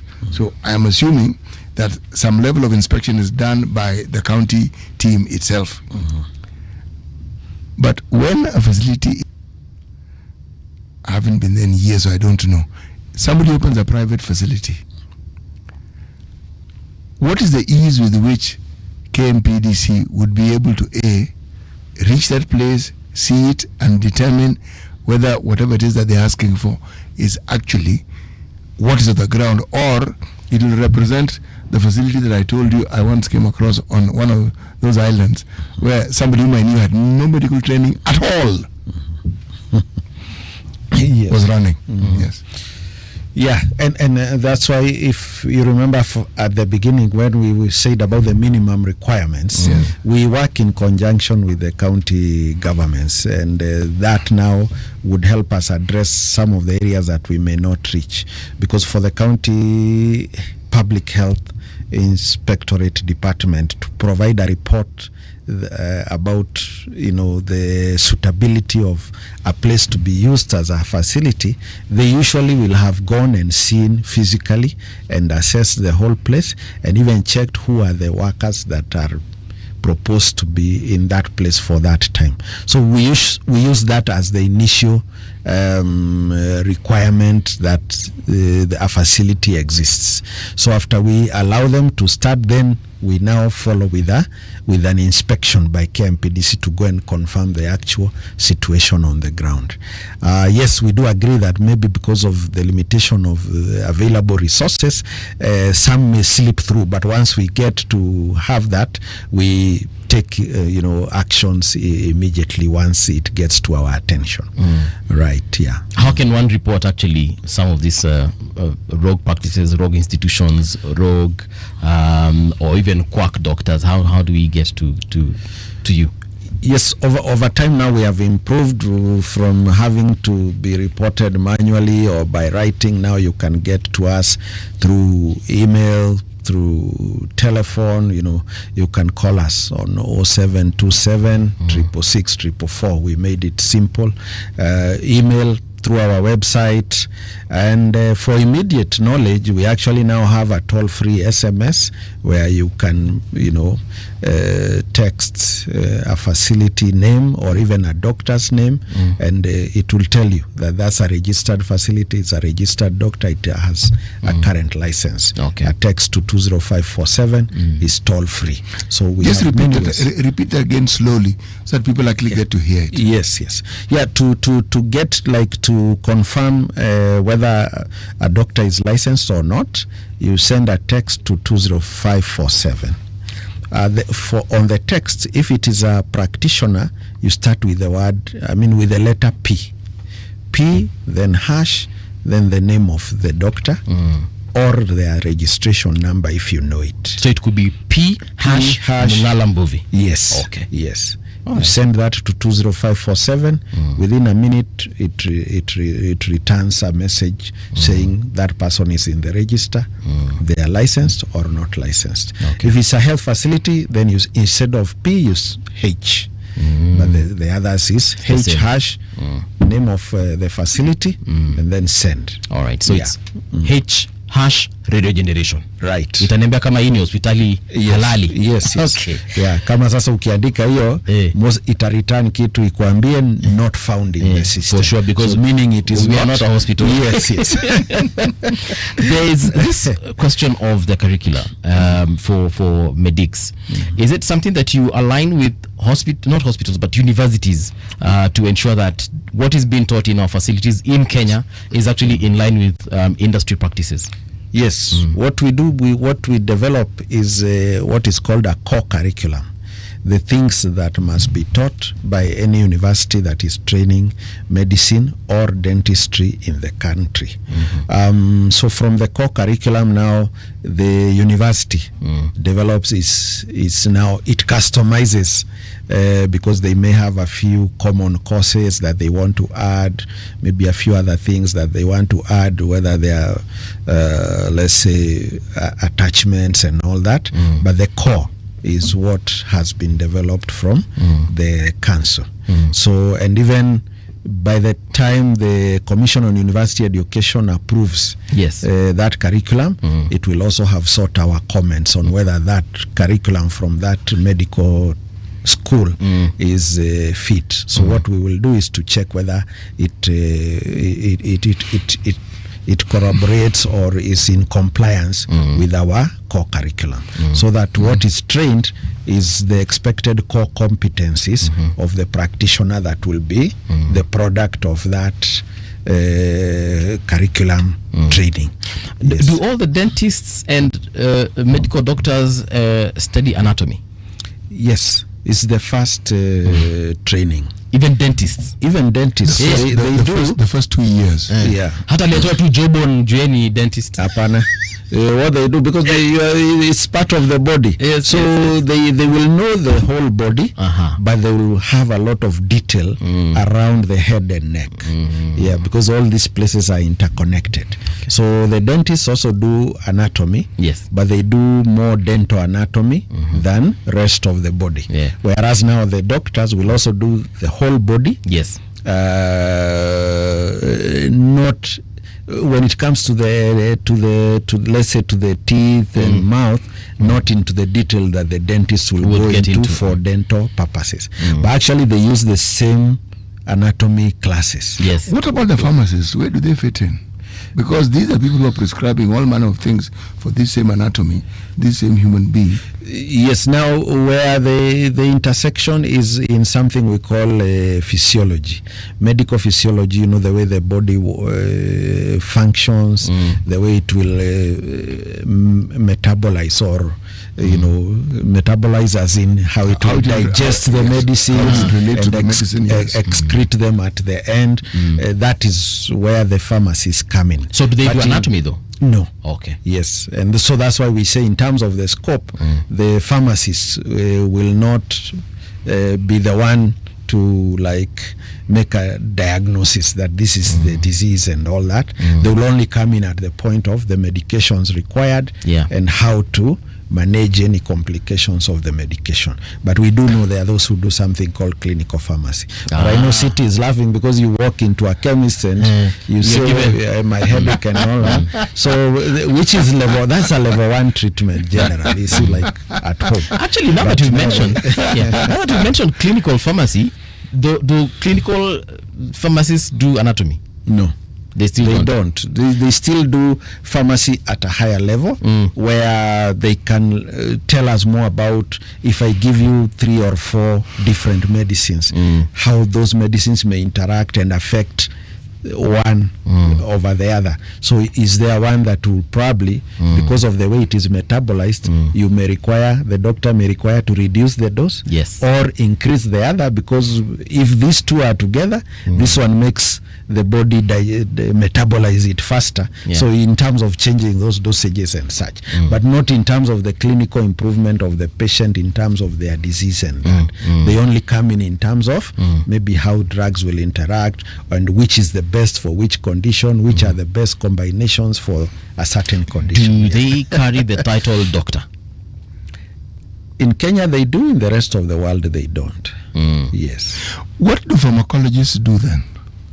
Now pharmacologists now deal with the actual medicines, and like they can be able to tell you what is the half-life, like if one takes a medicine, how long will it be in your body, how long will it take to get to the level that you can get treated, that will be useful for the body. Is it a discipline or is it a specialty? It is part of the larger pharmacy practice.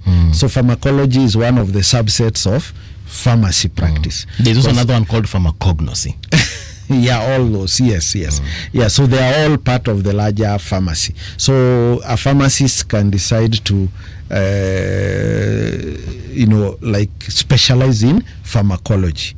Even doctors, actually, there are those who do something called medical pharmacology at master's level. And you'll find those mostly are what we call physicians, internal medicine specialists, because they get a lot into how drugs interact, which, how levels, how they get metabolized and all those things. I've been smiling throughout is because one, when you talk about pharmacists and you talk about a co-curriculum, I'm going to ask what the content of this co-curriculum, but I'm thinking, should pharmacists not also do a bit of anatomy? The reason why I'm asking this question, since we're discussing, this is a theoretical discussion. Here you are prescribing medicine and you've said the interaction at physiology, you study physiology. Study physiology. There are cadavers that exist in medical school, which are there for all sorts of reasons. I am certain there will be some who are there because some interaction with some drugs did not quite agree with them, and so they had to go into the afterlife. Okay?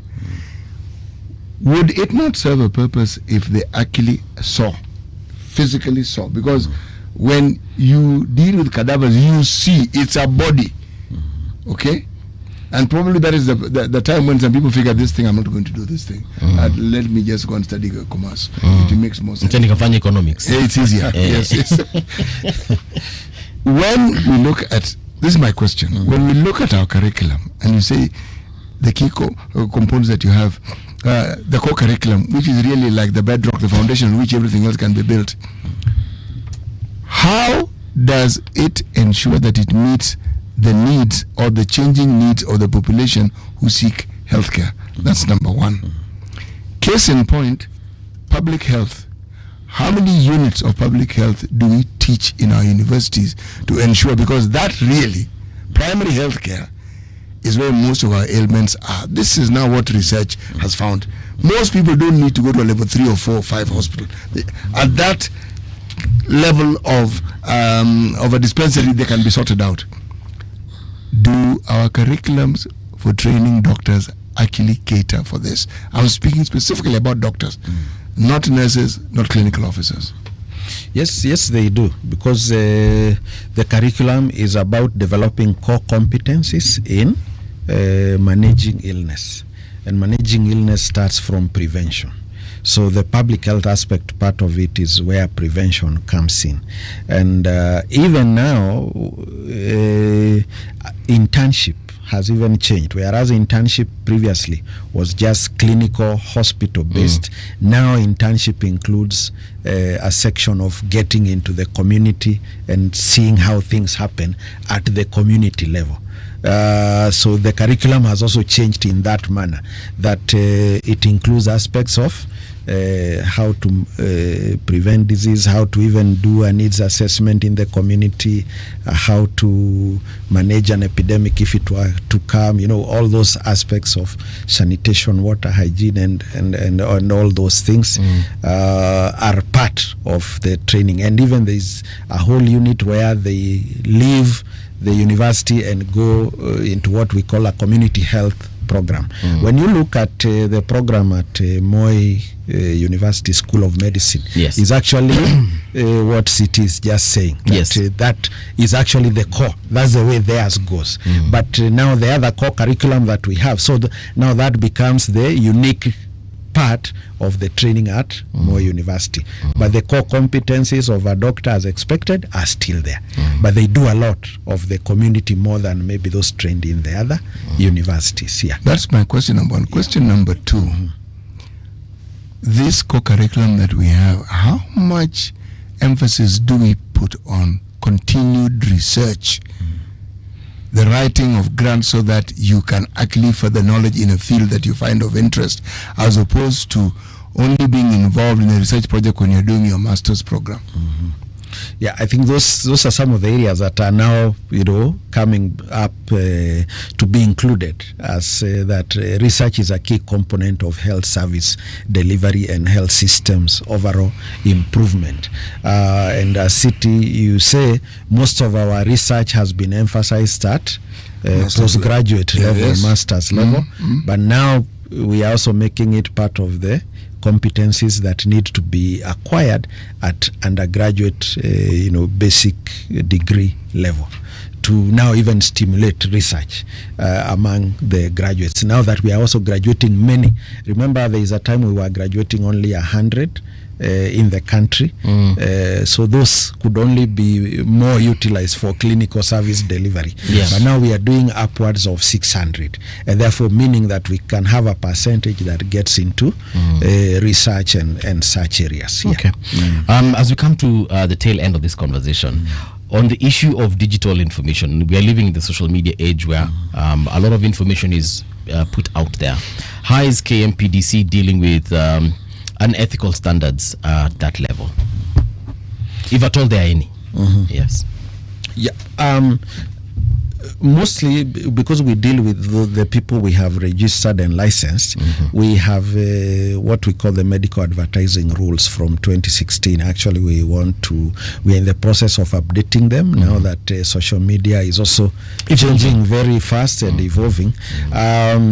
That and reminding all practitioners that our first principle is first do no harm.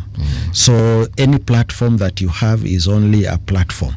It does not remove the responsibility you have as a medical or dental practitioner, that it is your patient first and their safety first. So information as you provide factual information which is going to be of benefit to mankind with no harm. For the non-medical, we would urge the public themselves to be wary and seek other opinions or other sources of information to corroborate anything they hear on social media, because people are getting into social media calling themselves all forms of either doctors or wellness people or such. Sana kwa wellness. And we are actually cautioning the public that, as we said earlier, you can confirm from our website if these are real doctors. Those who are calling themselves doctors, is a crime to do so, punishable either by fine or jail. But more importantly, because it's about one's health, to corroborate any information they hear from there with qualified personnel. Yeah. Yes. Okay. Right. That's fair enough. Because kwanza our wellness how? Wamefagia watu. Yes. And we actually also in talks and discussions with the communications authority that if we identify any who we believe is providing information that is not accurate, we find ways of how to stop that happening.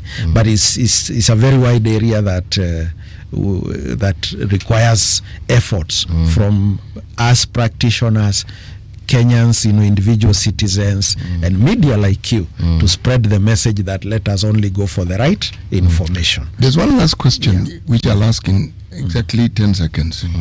There's what you call traditional medicine. Mitishamba. Yes. Traditional medicine. How do you relate to people who claim to practice traditional medicine? This they even have clinics.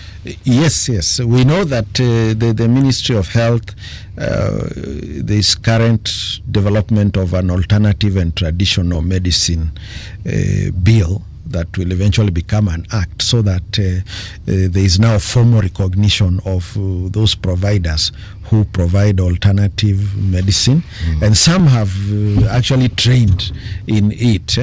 And the ministry has previously been providing authorization letters for those who provide alternative medicine, and how now they can get integrated into the conventional, because what we do, ours is called conventional and theirs is the alternative. But remember, even some of the medicines we have actually started from people recognizing there is a certain leaf, root, and the herbs that can, so those are the ones we say may eventually get recognized, so that again they also don't do harm.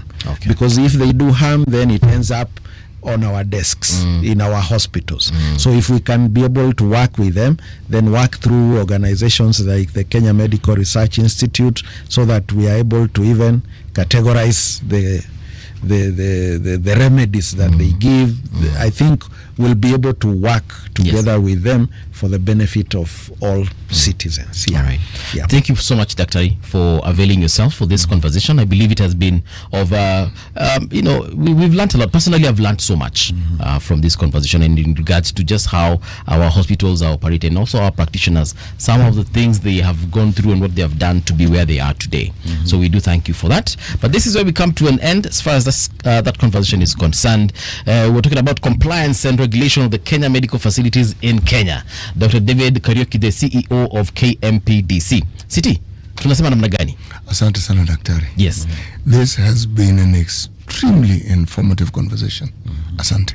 Yep. And there's still more. Yes. There's still a lot more. We invite you. That was the preamble to telling you we are going to invite you again. Right. Thank you. Karibu tena na tena. We appreciate it. All right. So here's the news with Winnie Maganga. Radio